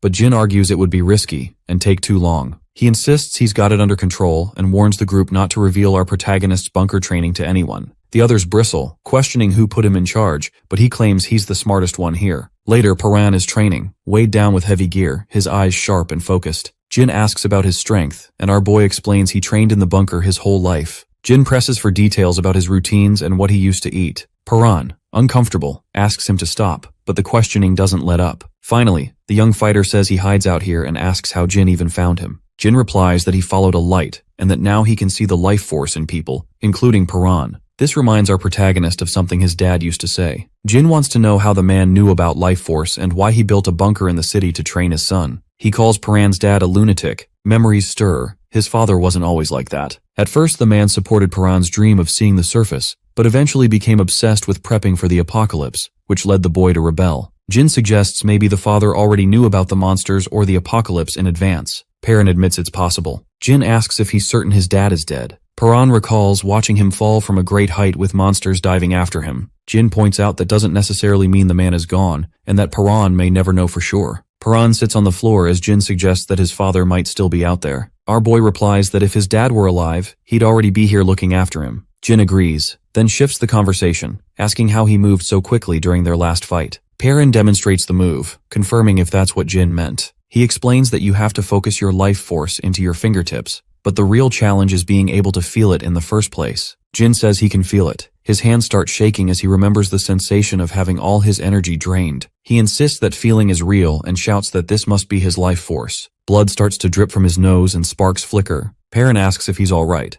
but Jin insists he's fine and demands the strength to defeat monsters. Electricity spreads across his skin as he admits he wants to be just like our protagonist. Suddenly, Jin stumbles and collapses, with Perrin calling his name as he falls. Jin wakes up in bed, overhearing Byum talking to Chickencomb, who's lying in the patient's bed nearby. Jin learns he's been unconscious for 3 hours and notices his power still isn't working. Later at the station, he meets with a craftsman who hands over the weapon Jin requested, a blunt wedge. The craftsman warns that the weapon is useless against monsters and more dangerous to people, but Jin takes it anyway. He's cautioned not to use the thin blade on monsters, as it could snap. Jin assures him he has another weapon for that. Perrin appears and asks if Jin is coming, and he confirms he is. The boy then asks why Jin is helping him, and Jin replies that he wants to understand what's happening with the monsters. He then asks why Perrin is so determined to find his mother, even though he's never met her. Our protagonist simply says it's because she's his mom. Haru and Chickencomb show up, calling for the others to join them. Perrin asks if they're ready, and Jin says they're still one short. The girl with glasses is chosen to join. Byum and another survivor wish the group well as everyone heads up the escalator. Perrin says he's living to find the people he cares about, while the rest have their own reasons as the crew sets out together. Perrin moves forward while Chickencomb and Jin hang back. A screech echoes in the distance and shadowy figures appear. Suddenly a harsh voice calls out, accusing them, not just of losing people, but of abandoning someone to die, which is even worse. The woman who once tried to trap our protagonist and his team tries to explain, but before she can, a knife flashes through the air. The blonde woman comments that these new intruders aren't like the others who usually get caught. She remembers a kid who dodged and a big guy with a Chickencomb haircut. Another voice agrees. The silver-haired fighter simply stabs a man, calling him livestock. People whisper about whether the intruders might come back. The leader declares the hideout is locked down, grabs a piece of flesh, and says if the intruders return, she'll just eat them herself. Jin lays out the plan.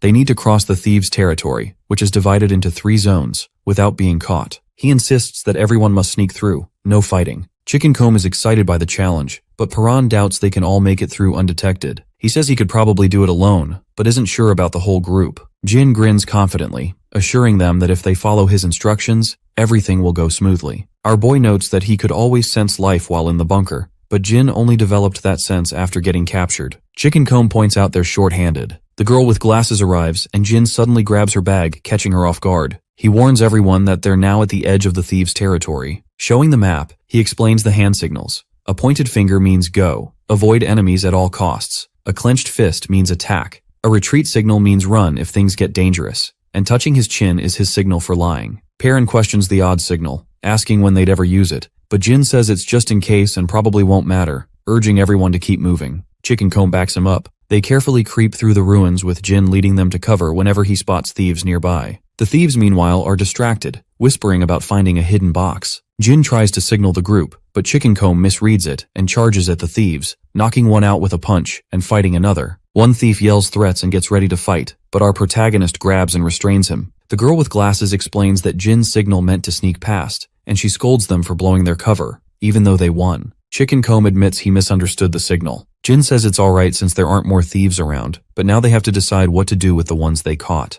Haru asks if Jin is really going to kill them, and he prepares to do so. Perrin intervenes, blocking him and arguing that there's no reason to kill. Jin challenges him, saying thieves wouldn't hesitate to kill them, so it's safer this way, but the boy stands firm. He says he doesn't want to kill anyone, and every time someone is about to die, he feels terrible. Jin questions whether Perrin is really willing to risk everything over his feelings, warning that if they get caught, he'll never find his mom. Perrin stays silent, then insists they leave before the thieves wake up. Haru agrees, saying there's no need for killing. Jin tells everyone to move on. They go deeper into the territory, and more people begin to appear. Suddenly someone demands to know who they are, pointing out they've never seen them before. A guard spots the group and immediately questions them for being strangers. Jingu warns everyone that they're way too deep in enemy territory and should get out. The guard shouts, demanding to know what they're doing crouched there. Chickencomb blurts out that they're crouching because it's a top-secret mission. When the guard asks who he thinks he is, the loudmouth tells him to recognize the mohawk. The guard pretends he remembers, and Chickencomb drags him away while the others watch. Jin tells the group that if they get separated, they'll meet back at the base. Perrin checks with Haru about how far in they are, and she says they've just made it to the middle of Zone 1. They enter a building where our boy notices the windows are barred. Inside, a prisoner behind bars begs them to let him out,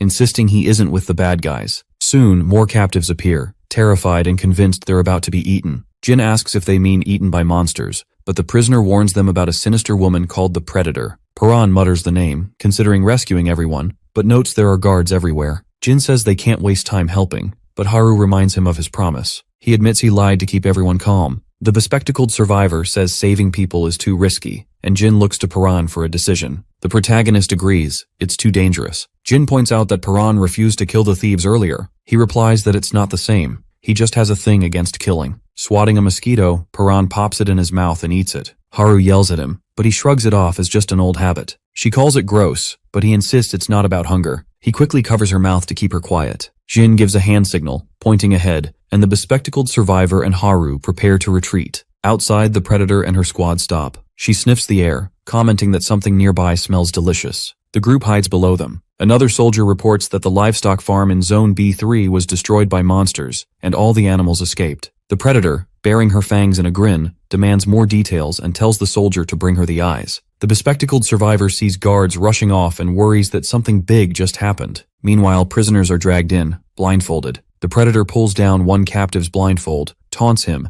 and demands to know the monster's weak points. The prisoner points out the glowing spots, one at the base of the tail, another on the leg. She leans in for more detail, and when he guesses the wrong depth, she threatens to eat his other arm. Jin notes that many guards left after the chaos, so now's their chance to move. As they sneak through, Haru bumps into an escaped prisoner who explains that a monster smashed the cells and everyone ran. Jin figures that's why the guards are gone and doubts the escapees will survive, since they don't know how to kill monsters. The man mocks the idea of killing monsters, but is suddenly stabbed. He collapses, his head sliced off and flung across the ground. The Predator catches the head, turns to the group, and asks who they are. The Predator approaches, clutching the monster core, and demands to know what's going on with the fleeing livestock. She presses further, accusing the group of ignoring her orders. She had been clear: capture or kill. The girl with glasses and another survivor freeze, unable to respond. Jin glances at a nearby corpse, mocking their hesitation with a smug grin. He claims they only pretended to be allies to gather information on the runaways, then sighs about not getting more out of the dead man, and pinches the bespectacled survivor as they're cornered. The Predator warns them not to act suspicious and orders everyone to track down the rest of the escapees. She steps closer to Jin, eyeing him curiously, and comments on how she's never seen someone with his face before, how memorable he looks. He stays silent as she circles him. Then she challenges him to make her remember him next time. The girl with glasses and the others catch on as the woman recognizes Jin. She lashes out, but he blocks her attack and yanks Yujin out of danger as blades slice through the air. Perrin leaps in, grabbing the Predator's weapon mid-swing, while the bespectacled survivor panics. The woman grins, her suspicion now confirmed. The scent she picked up earlier was indeed from them. She accuses Jin of being the source she's been sensing, her grin sharpening as she sizes him up. Wondering aloud why she should bother chasing livestock when the group in front of her seems much tastier, she lunges at him, demanding a bite. Jin throws his blade to block, but she ducks low, slides past, and tries to escape, only to find him already blocking her path. Our protagonist points forward, earning mockery from the Predator as she hurls her blades, daring him to take them. Steel rains down, but he focuses, and just as she thinks she has him, Paran snatches the blades mid-air. The bespectacled survivor stares in shock as our boy takes control, grabbing, spinning, and redirecting each weapon in a blur, throwing the woman off balance. She falters, stunned, as he bites through a blade with his teeth and seizes more knives. He hurls them back in rapid succession, forcing her to scramble to block the onslaught. When Paran grabs her by the hand, she clamps down on his arm, laughing and calling him her favorite, his scent the most appealing. Haru mutters that something smells odd, like something burning. A flame flickers in the woman's hand before she throws it, but the fire fizzles out. Jin sneers, telling her it's too late now. The Predator shouts at everyone to fight for their lives as heavy footsteps echo from behind. Out of the shadows, monsters surge forward. Perrin and the bespectacled survivor steel themselves, ready for the oncoming attack. Everyone's either prey or predator. Another hunter creeps nearby. A lion feeds, and the endless cycle of eat or be eaten continues. Humans were once at the top, but that doesn't last. Suddenly, monsters appear, far more intense than anything before. The old food chain is shattered because these creatures now rule. The predators glare at whoever's left. Our team lifts their heads, catching the attention of the main predator. She notices something different in their eyes and challenges them, daring them to prove they've got the will to survive. She yells for them to show that fire inside. At her command, the monsters charge. Perrin and Jin stand their ground. They rush in too. Their weapons ignite with energy, and a powerful burst slams into the monsters. Instantly recognizing the weak points, they take out the creatures on the spot. The noise draws Predator's crew, who come rushing in. Suddenly, Haru is yanked into the open, a knife pressed to her throat. Perrin and Jin freeze. Their captor demands they surrender and reveal how they've survived this long. The blade digs in deeper, and the girl with glasses drops to their knees begging for mercy. Jin whispers to our protagonist to attack now, but he says he can't strike from where he is. Predator jerks Haru around, mocking them. Perrin steps forward, hand glowing, but she warns him not to try anything. She'll kill Haru regardless. Jin urges our boy not to surrender and to attack before she can react. But Predator begins a countdown, threatening to kill Haru. Perrin hesitates, afraid he'll make a mistake, while the others look to him. Jin's words echo in his mind. Small sacrifices can't matter. The mission is too important. Predator counts down. 3. She continues. 2. Perrin's fist tightens. Haru braces herself. On 1, he unexpectedly surrenders. Predator shouts for her crew to seize them. Chains snap around Perrin and Jin as they're dragged away, and the gang locks them up. The gate slams shut, sealing them inside a dark cell. Now, our protagonist sits tied up in the shadows. He hears footsteps approaching. The Predator enters, telling him to stay alive. Perrin is confused, but she says she didn't expect him to understand. She's just the messenger. He demands to know where his friends are. When he asks about them, she coldly says she's already killed them. Perrin sits in his cell across from the Predator, admitting that he killed those people. She tells him to say it again, laughing, and then asks if he plans to kill her too. The woman grins, continually prodding him, pointing out that his reaction proves those people were his friends. She brings up how he hesitated earlier because of that girl. Our protagonist figures he had a 50-50 chance. He's gotten lucky before, but back then, a mistake meant someone died. He reflects on how he used to be weak, and though he's stronger now, doubt creeps in. Maybe all this strength has just made him reckless and dangerous to those around him. He remembers father's words about not getting close to people, and the lesson finally clicks. Impressed by his abilities, Predator starts questioning him about his powers. She tries to figure out how he knows all the monster's weak spots and even suspects he might be one of them. Perrin just stares back as she wonders aloud if he's really like the others. She demands to know how he can see weak points. He blurts out a question, asking if someone told her about that too. He wonders if she got the information from someone else. Maybe whoever's spreading it is connected to his father. She responds by kicking him in the face, demanding answers again. Perrin glares back, snapping out a defiant response, but she isn't fazed and claims she's got all the time in the world. She then questions him about where he's from, pointing out how clean his clothes are compared to everyone else's, and notes how healthy his group looks. She demands to know where their base is. Our boy lunges at her, baring his teeth, but Predator slams him down and teases him about being hungry, saying she's not about to be lunch. Perrin swears he'll never talk. She laughs, calling him livestock. As she keeps hitting him, Predator questions whether he's even human. She turns to one of her men for an opinion. The man says he can see this inner light in people, just like in monsters, and sees it in her too. Looking at Perrin, he says his light is especially bright and radiant. Predator mutters that it must be life force and declares that he smells delicious. He's definitely the most interesting one here. Another man interrupts, warning that food supplies are low, tensions are rising, casualties are increasing, and people are demanding executions. He urges her to find the group's base, but Predator shrugs it off. Instead, she grabs Perrin again, pressing for answers. When he refuses to talk, she proposes a game. Stuck in her grip, he glares back. She slashes him, watching how quickly he heals and taunts him to keep going, laughing about how long she can drag this out. He endures the repeated beatings and cuts, healing each time only to be hurt again. While our protagonist lies battered on the floor, footsteps approach. A man whispers for him to keep quiet. Perrin recognizes him. The stranger says he's also a prisoner, used to be livestock, and that his body was altered so he can now see lights. Perrin asks if he means life force, but the man seems uncertain and just shrugs, offering to help him escape. As he starts to leave, Perrin quickly asks if he's seen Haru or any new prisoners. The man says no, and that nobody likes it when people ask about that. Just then, Predator and her men return and catch Perrin's contact. She ignores the man's protests about being an eye, saying they can always make new experiments. Predator mocks Perrin, asking if he enjoyed their little game, but he says this torture is nothing compared to his time in the bunker. She reminds him about his friends, and then they throw Haru into the cell. Predator says she didn't reveal anything during interrogation, even after being deprived of water. She grabs Haru and threatens her, then seizes Perrin's hand and breaks his fingers. Haru screams for her to stop, but Predator just keeps going, snapping more bones while he stays silent. Predator threatens to keep breaking his fingers unless Haru gives up the location of their base. Another finger snaps. Both Perrin and Haru are screaming, and he tells her not to say anything. A couple of guards whisper about how cruel the captain is, especially with the torture happening inside. Predator mocks Perrin's healing hands, while our boy silently fumes that he can't use his life force. He wonders how she managed to bind him so tightly and grows frustrated that she doesn't really understand his powers. She keeps pressing for answers, but he refuses to give anything up. When Predator demands the location of their base, He hesitates but ultimately stays loyal to his group. She grabs a pair of pliers, threatening to see if his fingernails will heal if she rips them off. Haru is terrified. When Predator finally calls it a day, our protagonist is left alone, haunted by father's voice warning that caring for others only leads to pain and weakness. Outside, Haru watches, guilt twisting inside her as she sees what Paran endures. He realizes all of this began the moment he learned what it means to care for other people. Her horror grows when Predator strolls back in, threatening to go after his toenails next. Suddenly, Haru yells that she'll take his place. Predator is surprised, teasing her about her feelings for the boy, but Haru keeps quiet. Pretending to be bored, Predator shifts her focus, grabbing Haru and getting her tools ready while Paran remains restrained. Haru apologizes, and just as Predator is about to start, he shouts that he'll cooperate. Predator is pleased, until Jin arrives. She asks where he's been, and Jin replies that he's ready to give up the base's location. Water drips, and Predator grins, but Haru doesn't believe he'd really betray them. Jin ignores her and tells Paran to listen. He claims he doesn't need our protagonist anymore, saying he thought Paran was the key to understanding monsters,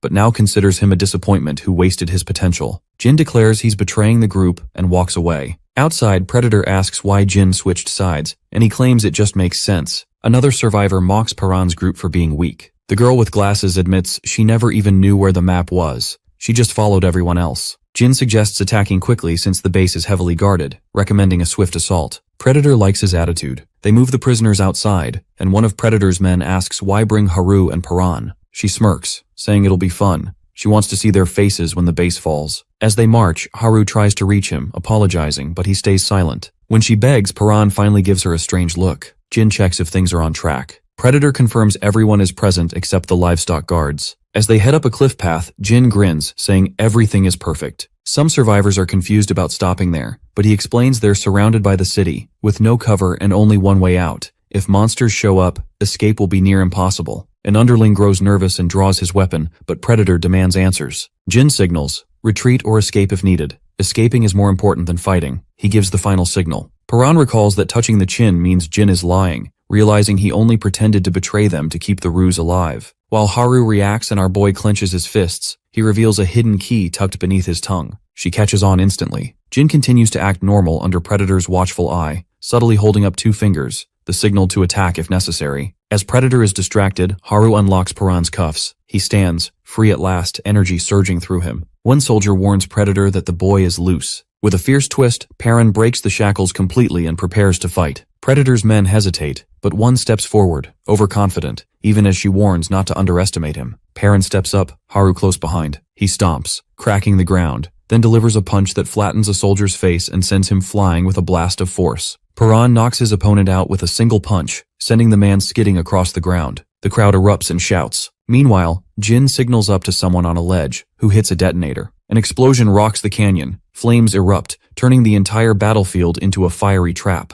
Amid the chaos, people struggle to regain their bearings. Suddenly, monsters begin charging out of the blaze, roaring. The Predator orders a retreat, but panic sets in. Every exit is blocked by walls of fire. She shouts for someone to bring her the eye and commands her group to kill anyone in their way. Haru tenses as the huntress looks her way and grins, but then something shifts. A light awakens inside her. Her eyes begin to glow as power surges through her. She dodges the Predator's attacks with incredible speed, surprising both herself and her enemy. Using her fear as fuel, Haru launches a counterattack, moving so quickly the woman can barely keep up. Their eyes meet, and Haru calls out Paran's name. The Predator turns as our boy approaches, but someone with a blade suddenly intercepts. Paran blocks the strike, shifting the focus. As he gets closer, the enemy leader tries to react, but Haru grabs him and urges him to leave. The monsters are closing in fast. She insists they need to get out, and he agrees. The Predator stands her ground as the flames creep closer, but our protagonist kicks her away. He and Haru exchange a look, but behind them, their foe rises again as her people shout for her. Monsters begin attacking the survivors. The Predator tells everyone to run and calls for the eye as her crew scrambles. Amid the chaos, Jin calls out Paran's name. He responds, then punches Jin. Paran accuses him of revealing their secret about life forces. Jin admits it, explaining that's why he told the others to bind his fingers. When Paran asks why, thinking back to the torture,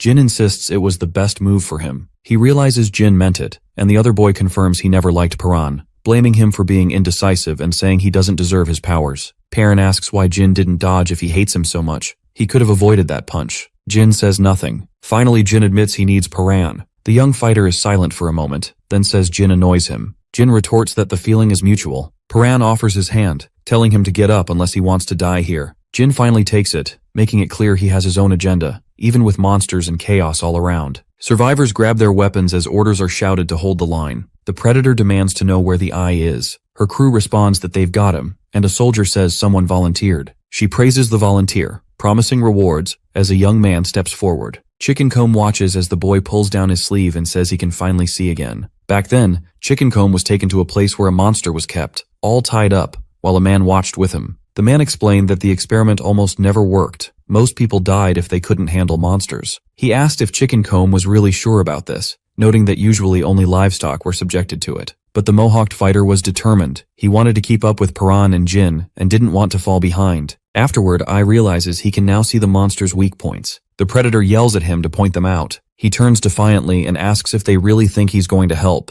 He refuses, mocking her. One of the enemies recognizes him as the same guy who attacked them earlier. Nearby, another teammate panics, begging the Predator for forgiveness after mistaking Chickencomb for an ally. She laments that they don't have any eyes left. A monster approaches, and the leader steps up, surrounded by creatures. She declares she'll be their eye now, knowing that if she fails, she's dead. Elsewhere, Paran faces Haru. She reminds our boy that he always wanted to make the best choice and questions whether this plan is really what he wanted. Jin explains that since Paran surrendered before, luring their enemies out of the base was their only shot at wiping them out. Haru argues the plan is reckless and could get everyone killed. Jin insists he's seen a future where they all make it out. He's picturing everyone escaping together. Suddenly, a monster appears in front of him, and he readies his blade. Haru is chased by another, and a survivor is taken down. The team witnesses the chaos as a massive creature bursts up, its body exploding outward. Everyone prepares for the fight. Jingu grips his weapon. Haru, determined, says they can do this. Paran's fist crackles with electricity as he declares he's ready. He charges in, attacking the monsters. One of them roars as Jin takes on another. Paran dodges and counterattacks, while his friend uses predictive abilities to evade and target the monster's cores, knowing he must destroy them. Then, one monster reveals a swirling center. Jin is hit with a sense of déjà vu just as the core glows red and fires a beam directly at him. The beam pierces through his body. Jingu freezes as the monster's fiery swing nearly slices through him, but Haru bolts forward, tackling him out of the way, just as the laser crashes into the ground. Dazed, he stumbles, surprised to still be alive. She grabs his arm, saying she thought he was in trouble. Together, they slide back, narrowly dodging the monster's follow-up attack. As the beast bears down on them, Jin grips his weapon, realizing this creature has power like Paran's, the kind that can alter fate. He braces himself, clutching his sword, knowing he'll never have that same strength, but determined to find some way to defeat it. Meanwhile, our protagonist is hammering the beast with punches, dodging its regenerating limbs, and relentlessly attacking its core. He knows if he runs out of strength, he might collapse, so he needs to end this quickly. The monster's arms lash everywhere, but he manages to avoid being caught, breaking bone and tearing flesh. Energy surges through his fists as he smashes through to the glowing core. Jin stands ready with his blade, waiting for his opening. When the heart is exposed, he charges in, weaving through flailing limbs, and drives his blade deep.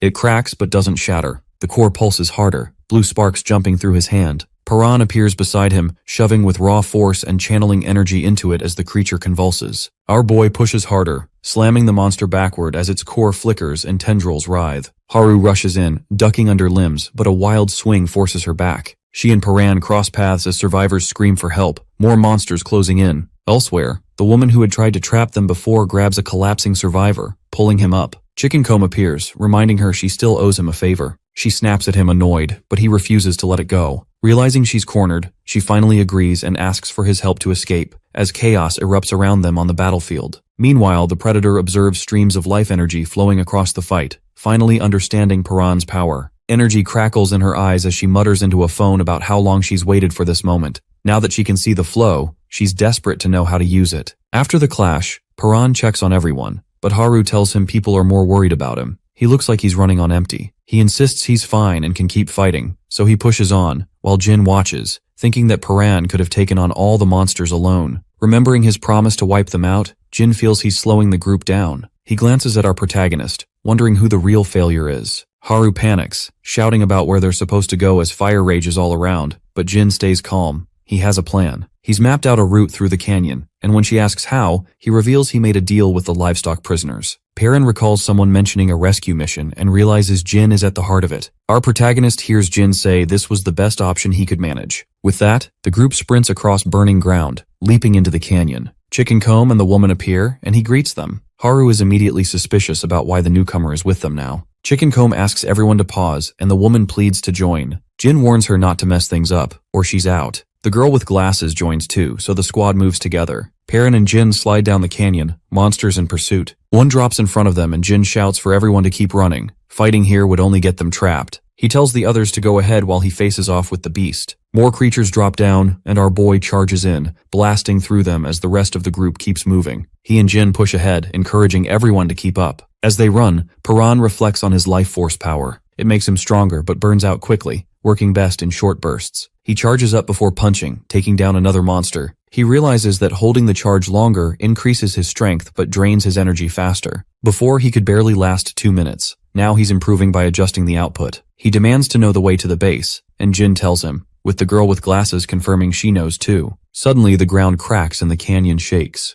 The terrain collapses, sending everyone tumbling down. Jin realizes that a single misstep could have killed them all. Haru injures her leg and struggles to stand. Perrin checks on her, asking if she can walk. She says she'll try. Meanwhile, one survivor tries to escape but falls, despite Jin's warning to be careful. Chicken Comb and the woman panic, thinking they're doomed without our protagonist. But Chicken Comb promises to protect her, urging her to stick with him. Suddenly, a monster's claw tears into her side. Jin calls for Chicken Comb as another creature attacks. Chicken Comb blocks with his weapon but is knocked down as more monsters close in. Haru's leg gives out, so Perrin lifts her and runs, launching them both across the canyon as monsters close in. He shields her as they land, steadying himself as more beasts appear. He blasts another monster and, surrounded by noise and chaos, keeps running with her in his arms. Meanwhile, Jin fights off monsters, blades swinging. Chicken Comb defeats one creature but realizes the woman didn't make it, though she was a comrade, if only briefly. He calls Jin a comrade too, urging him not to fight alone. Together, they prepare for the next wave as monsters continue to attack. Monsters pour into the canyon, dropping down as Perrin stands firm, blocking their attacks before stomping forward. One beast charges, but our boy smashes through, throwing punch after punch until he knocks a core loose. He starts to feel the strain. One monster slashes his side, another clocks him in the face. Haru shouts for him to escape and save himself, but he refuses to leave. The protagonist steps up, declaring there's no way he's losing her now. Haru feels a surge of guilt, convinced his pain is her fault,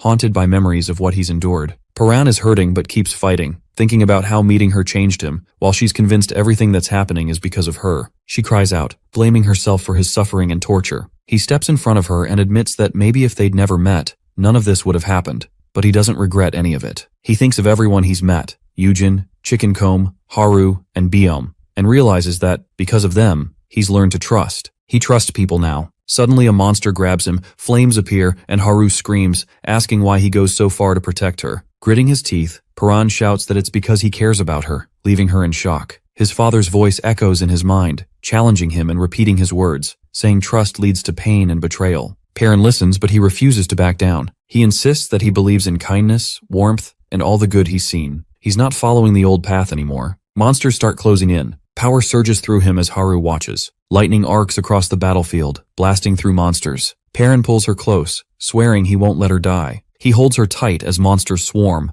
unleashing a wave of energy that tears through the attackers. Haru gasps as our protagonist pushes himself beyond his limits, clearing the area of monsters. Exhausted, he stumbles forward and collapses as his body gives out. She runs to him, calling his name. Another monster closes in, and Perrin struggles to get up, admitting he's out of energy before falling again, the creature looming over them. A memory floods his mind. Little Perrin, hearing his father's voice warning that his heart would bring pain and telling him never to go to the surface. His dad said that his heart would always pull him toward others and get him hurt, so he could never be allowed outside again. But he also said that if Perrin ever decided to chase his dreams, he'd have to grow stronger even than his dad. Back in the present, the monster draws closer. Haru watches anxiously as his father's voice echoes. He must become strong enough to face any storm and go after what he wants. Summoning all his strength, our boy forces himself up, lightning gathering around his hand as his dad's words ring out, "Sky's the limit." Power erupts as he slams the ground, sending energy everywhere. Perrin grabs the monster's power, his father's words echoing about the strength in their blood, the blue flame. He rips the core free as the enemy repeats, "This is the power of the blue flame." The monster's core flickers as Jin stands nearby, watching. Chicken Comb explains that he can now spot weak points, thanks to the experiment they went through. He calls it the life force, insisting it exists inside them too. As the creatures close in, Jin keeps his distance while the mohawked fighter charges in. He notices that Chicken Comb is attacking wildly instead of targeting vital spots, realizing this reckless approach will only get him hurt. The brawler yells for Jin to stay back. He wants to handle the monster himself, leaving his comrade frustrated and worried. Chicken Comb gets hit and goes down, but he stubbornly rises again and dares the beast to try once more. Meanwhile, Paran is caught in tendrils, lost in memories of his childhood and his father's warnings. He recalls his dad repeatedly stressing the dangers of life on the surface and the risks of getting close to people. Our boy wonders why his father never trusted other humans. While he struggles to move, Haru calls out to him. Her voice is drowned out by the echo of his dad's words. The bunker is safe, and following the rules is the only way to survive. Paran remembers pretending to be asleep, overhearing his father confess that the real danger isn't the apocalypse, it's other humans. He feels torn, wanting to know more about those secrets but also resenting them. His dad insisted that if the world ever discovered Paran's true nature, every human would come after him because he's different. The memories blur, and a thirst grows as our protagonist's life force weakens. He clutches his chest and reaches for an orb. The moment his hand touches it, power erupts from him. A shadowy monster bursts forth and spreads. Haru calls out as he clings to the figure. Paran's eyes snap open. He's back. She tries to reach him, but an enemy attack comes dangerously close. Bracing for impact, he's suddenly shielded by a glowing force. Steadying himself, he sees the girl with glasses appear, relief on her face that he's safe. Jin admits they can't fight the way Paran can and insists they need to escape, calling for Chicken Comb to move. The mohawked fighter charges ahead, determined to hold the monsters back. He tells Jin to run, explaining it's because they're teammates. Jin hesitates, but Chicken Comb's resolve is clear, and together they make a break for it. Jin hears Chicken Comb's words and can't quite grasp it. Is he really willing to throw his life away for something so simple? He grips his sword tightly. Suddenly, a monster's arm swings at the mohawked fighter. Jin shouts a warning and dashes in, his blades clashing against the attack. He blocks hit after hit, running survival scenarios in his mind. He realizes that if he bailed now, just like Chicken Comb suggested, he could still escape before the monsters close in. Yet he thinks about how Paran never follows the expected path and always finds his own way. He admits to himself that he's always just been an observer. Memories of losing his family to monsters flood in, and how he only gave up when every option was exhausted. Steadying his grip, he swings hard and lands a solid hit on the enemy, telling himself that if he had our protagonist's kind of power, this fight would be easy. He shouts that he could have shaped his own fate. Chicken Comb calls his name as monsters close in. Jin admits he's powerless, nothing like Paran. He resigns himself, thinking maybe this is the only way he knows how to survive as the beasts surround him. But then he stops, questioning why he's even living like this. His sister's face flashes in his mind, and her words echo in his memory. He remembers the promise he made to her, to get revenge and wipe out every last monster. Surrounded, Jin tightens his grip on his blade. He charges at the creatures, deciding in that moment that lacking power isn't an excuse. He must get stronger, no matter what, and take them down. He realizes he doesn't have to follow our boy's path. He can forge his own way to live and fight. Facing the monster, he recalls Paran's advice about channeling power from his fingertips and tries to harness his own strength. He stomps forward, feeling something different ignite within him. Determination turns into strength, and he lets it flow, swearing to destroy every monster. He thrusts his hand forward, energy exploding toward the enemy. Exhausted but focused, he draws willpower from his old promise and the memory of his sister. He imagines Paran beside him, both their powers blazing, and steadies his hand. Sparks shoot from his palm as he blasts the creature's chest. The monster explodes, torn in half by the attack. Jin clenches his sword and braces for more. He stomps ahead, slashing through monsters as they swarm from every side. Each hit lands true, until all the beasts are left in piles on the ground. The girl with glasses stumbles forward, dragging Paran along. As they move, he spots movement. Chicken Comb and Jin are still alive. They walk over and she asks what happened. Chicken Comb says they barely made it out thanks to Jin, but falls silent when she asks about the missing woman. Haru suggests they get out of there, but the bespectacled girl warns that someone is waiting up ahead. Before she can say more, footsteps interrupt. The predator steps right into their path. They demand to know why she's there. Predator advances, hurling accusations and calling them traitors, warning what happens to those who betray her and mentioning the woman who died. The girl with glasses snaps back with an insult, but Predator calls her slow. She tries to stand her ground, claiming their side has the advantage, but a sudden flash cuts her off.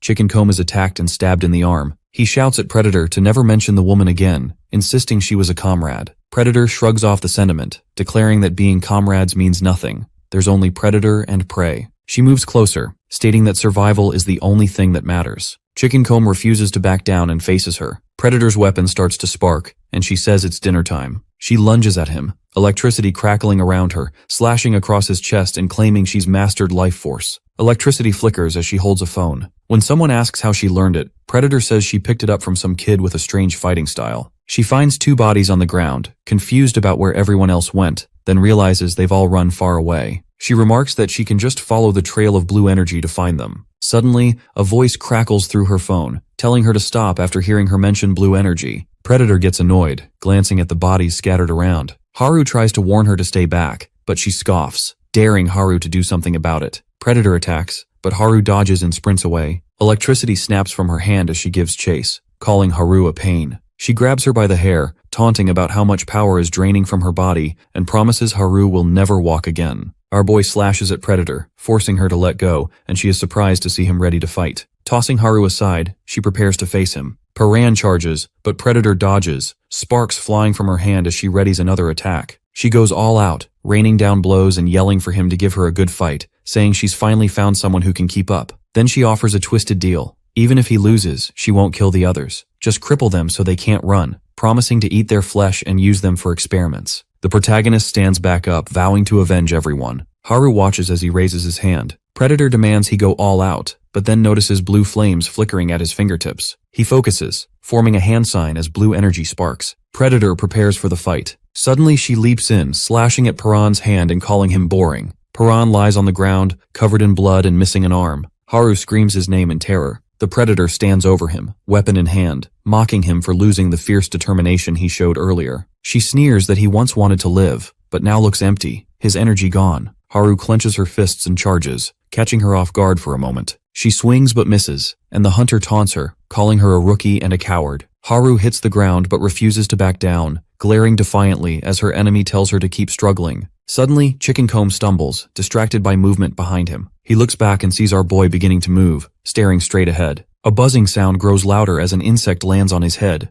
Dazed, he watches the bug crawl toward his severed arm. His fingers twitch, the buzzing intensifies, and the limb begins to stir. The insect hovers over to the Predator, buzzing around her head. A memory flashes. Paran tries to swat away a bug while his father asks what he's doing. He insists he won't do it again, but his father presses for the reason. The boy explains the bug was in his line of sight. Back in the present, the Predator announces she's done playing and warns Haru she'll end up like our protagonist. She freezes in shock as he starts to rise, confused by his movement. Suddenly, bright red energy bursts out, and Paran's severed arm regrows, monstrous and clawed. The buzzing grows louder as his new arm lashes out. Haru watches as the hunter gets knocked down, his body now crackling with red energy. He remembers telling his father that buzzing always felt like a signal, compelling him to catch and eat it. Perrin screams as the transformation continues. Now towering over Jin, he's gone full monster, his body covered in red growths, his face twisted and unrecognizable. A huge creature charges, roaring and slamming the ground. Paran meets it head-on. They smash into each other, and the beast transforms into an orb. He bites down on the orb, absorbing its power. Jin sees this and shouts his name, accusing him of being one of the monsters, then fires an energy blast. Paran blocks it, his monstrous claws crashing into the attack. He advances, driving a claw straight through Jin's chest, then tosses him aside. Chicken Comb yells in shock, but our protagonist lunges at him, slashing viciously. Finally, he turns to Haru, grabbing her with that monstrous arm. He looms over her, and she struggles to break free from his grasp.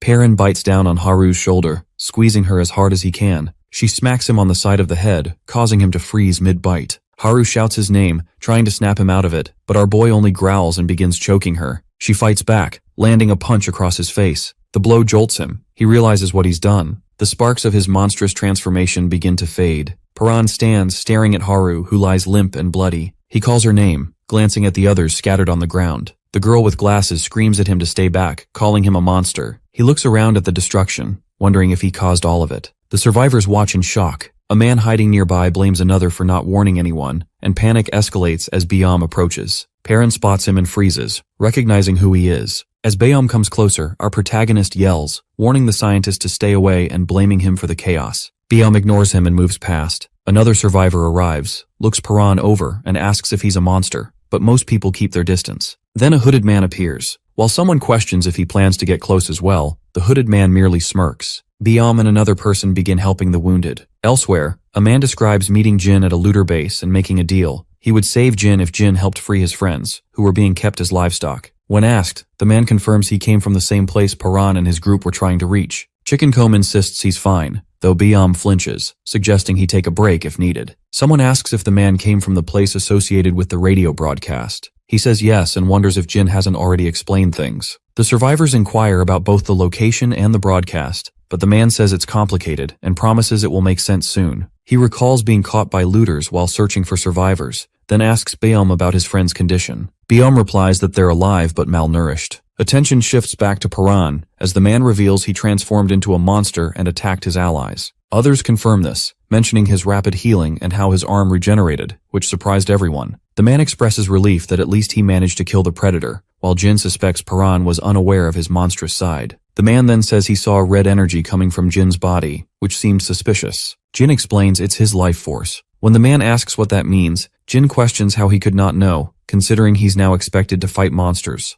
The man admits that fighting wasn't part of their plan. They wanted to avoid attention. A woman says List was the voice on the radio, and the man continues, explaining that List supposedly knows about a weapon capable of instantly killing monsters. He recalls how everything used to sound unbelievable, but witnessing the battlefield changed his perspective. Jin asks what he means, but the man avoids answering, saying they'll find out in time. When it's mentioned that he accepted the idea of life force so quickly, he responds that nothing makes sense anymore. They live in a world where a mysterious planet hangs in the sky and monsters attack every 6 days. Jin wonders if the assaults will ever end. The group discusses how the invasion began without warning, and the man asks about Paran's whereabouts. Jin says he's nearby but keeping his distance. Our protagonist isolates himself, afraid of hurting someone again. The others feel safer with him gone, though the man says he wouldn't have joined if he'd known. Jin explains they haven't known Paran for long. Later, he tells the girl with glasses to keep Paran's belongings hidden. When she asks why, Jin says the newcomers might not be trustworthy. The group agrees to keep his secret. The man, Hui Min, expresses hope that they can survive together. He soon notices someone missing, just as the hooded man from earlier steps forward. A survivor explains that he helped move the injured. The hooded man approaches Paran and someone asks who he is. When the stranger reveals his face, Paran stares in shock. The man remarks that the hooded figure is the strangest among them, noting he hasn't said a single word. Jin tries to sense the life energy of those around him,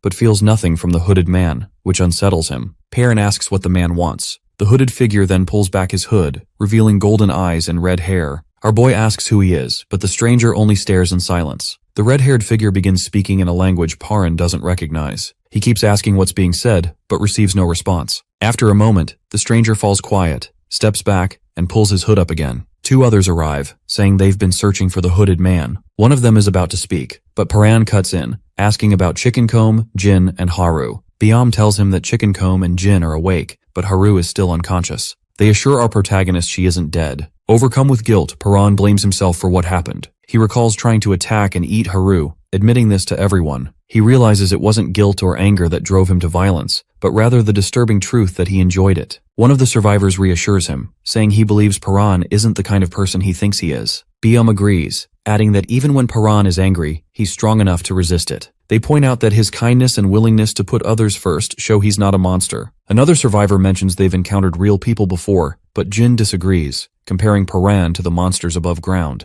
Jin approaches, repeatedly calling him a monster and challenging him to prove otherwise. He insists he saw Paran nearly attack someone else and says he's no better than the deranged woman outside. He accuses him of being a monster inside and out. Beom questions Jin's harsh words. Jin admits that, although he thinks Paran is a monster, they still need him. He explains that Paran's strength and knowledge could help them understand the creatures, but that doesn't mean he trusts him. Instead, Jin says he only trusts what Paran might do next. Chickencomb teases Jin, then suggests they check out the source of the radio broadcast. Jin asks what he means. Chickencomb explains it's the place run by a man who prepared for the apocalypse. Jin says they're ready to go, while Perrin hopes meeting this man might reveal more about his mother. However, he's haunted by the memory of hurting his friends and promises not to let it happen again. He resolves to control himself and vows never to lose control like that again. Suddenly, a dark voice echoes in his mind, and Paran screams as red, monstrous tendrils burst from him. The tendrils thrash violently as Chickencomb and the others try to restrain him. Jin charges his electricity, but Chickencomb stops him. Despite the tendrils' grip and our boy's struggle, Chickencomb refuses to let go, holding him down until the energy finally fades. He tells Paran that things have changed. Beom and the rest remind him that he's not alone. Perrin resists, mumbling no as the tendrils move,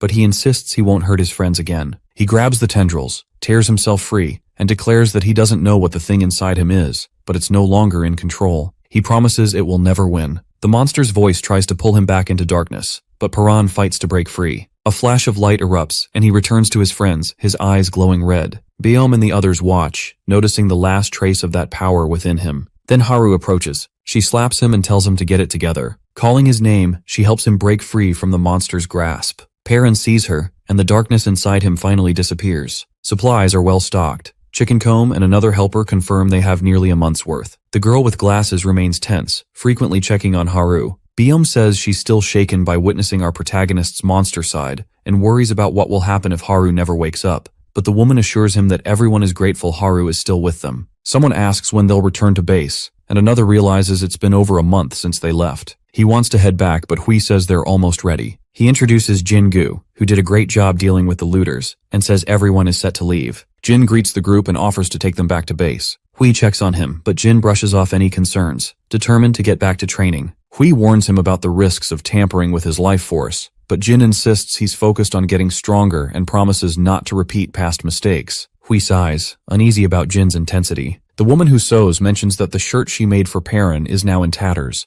The weapon maker notes that at least the shirt made it back, then says he lost a weapon outside, but weapons can be replaced. People cannot. The woman teases him, and he snaps back, reminding her that he's doing his part to keep things running. Nearby, the girl with glasses notices a hooded person sitting quietly and asks if he wants to learn the language. The hooded figure nods, so she assumes he's not from around here, which explains his silence. She promises to teach him quickly. She asks what word he wants to learn, and the stranger signals for apocalypse. She pronounces it slowly, helps him repeat it, and he manages to say it. He keeps repeating the word. Meanwhile, our boy is training, quietly repeating apocalypse to himself as he remembers how Haru's voice brought him back from the edge. He admits that without her, he might have lost control, and there's no guarantee it won't happen again. He knows he can't always rely on her. Every time he becomes unstable, the thing inside him tries to take over. Determined to control his life force, he recalls the last fight, how his power surged and he felt himself get stronger. Now though, he can't recapture that feeling no matter what he tries. He remembers Haru's touch and wonders if recreating that moment will help him succeed. Our protagonist decides he still has a chance. He pushes himself, running as fast as he can, repeating that he must protect his people and get stronger. He keeps going until he collapses, refusing to stop until he can harness that power again. Chicken Comb and the others are preparing to leave. Hui notes they've reached a dead end and suggests it's time to head back. Suddenly, a can falls, making a noise that attracts monsters. A young man freezes in fear as the creatures attack. Jin leaps into action, his powers crackling as he smashes through the monsters. Everyone calls out to him, demanding to know what's happening, but Jin-gu stands firm, his eyes glowing with energy. One monster, a spiky ball, targets Hui. He panics, thinking he's done for. Time freezes. The spikes stop inches from his face. Blue light flashes. Energy tears through the air, and Paran appears, destroying the monster. He punches through the beast as Hui looks on in disbelief, energy crackling around them. The others question what happened, pointing out that his hands shredded the monster. Jin asks if he's gotten stronger. Paran, catching his breath, says he managed to replicate what he did before, but insists he still needs to improve.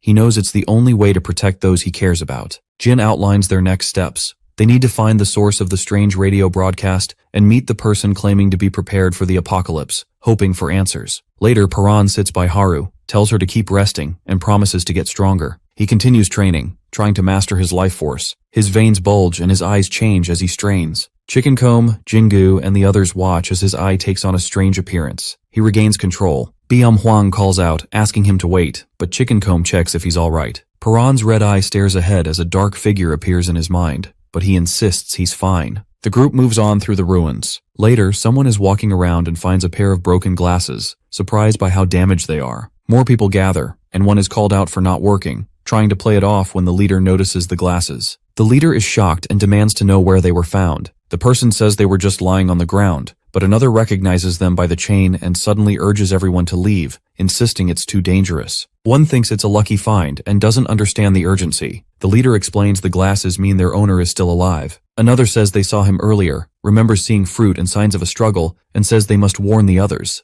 A figure steps out into the sunlight, and everyone realizes it's the man they fear. The terrified one panics as the figure approaches. Perrin's father appears and tells them to try reporting that he's alive. The frightened leader tries to joke, but the older man grabs the glasses. The terrified one stammers and then screams as the others freeze. One man draws a knife and demands to know who Perrin's father is and if they were being followed. He ignores him, mocks the questions, and says it's their bad luck. He steps forward with his fist glowing blue and says that now they've seen him, they won't make it out. The group realizes only one person possesses that blue energy. Someone shouts that it's him, and they try to prepare for a fight. Perrin's father smirks and unleashes a burst of energy, blasting the group, and announces that this is just his warm-up.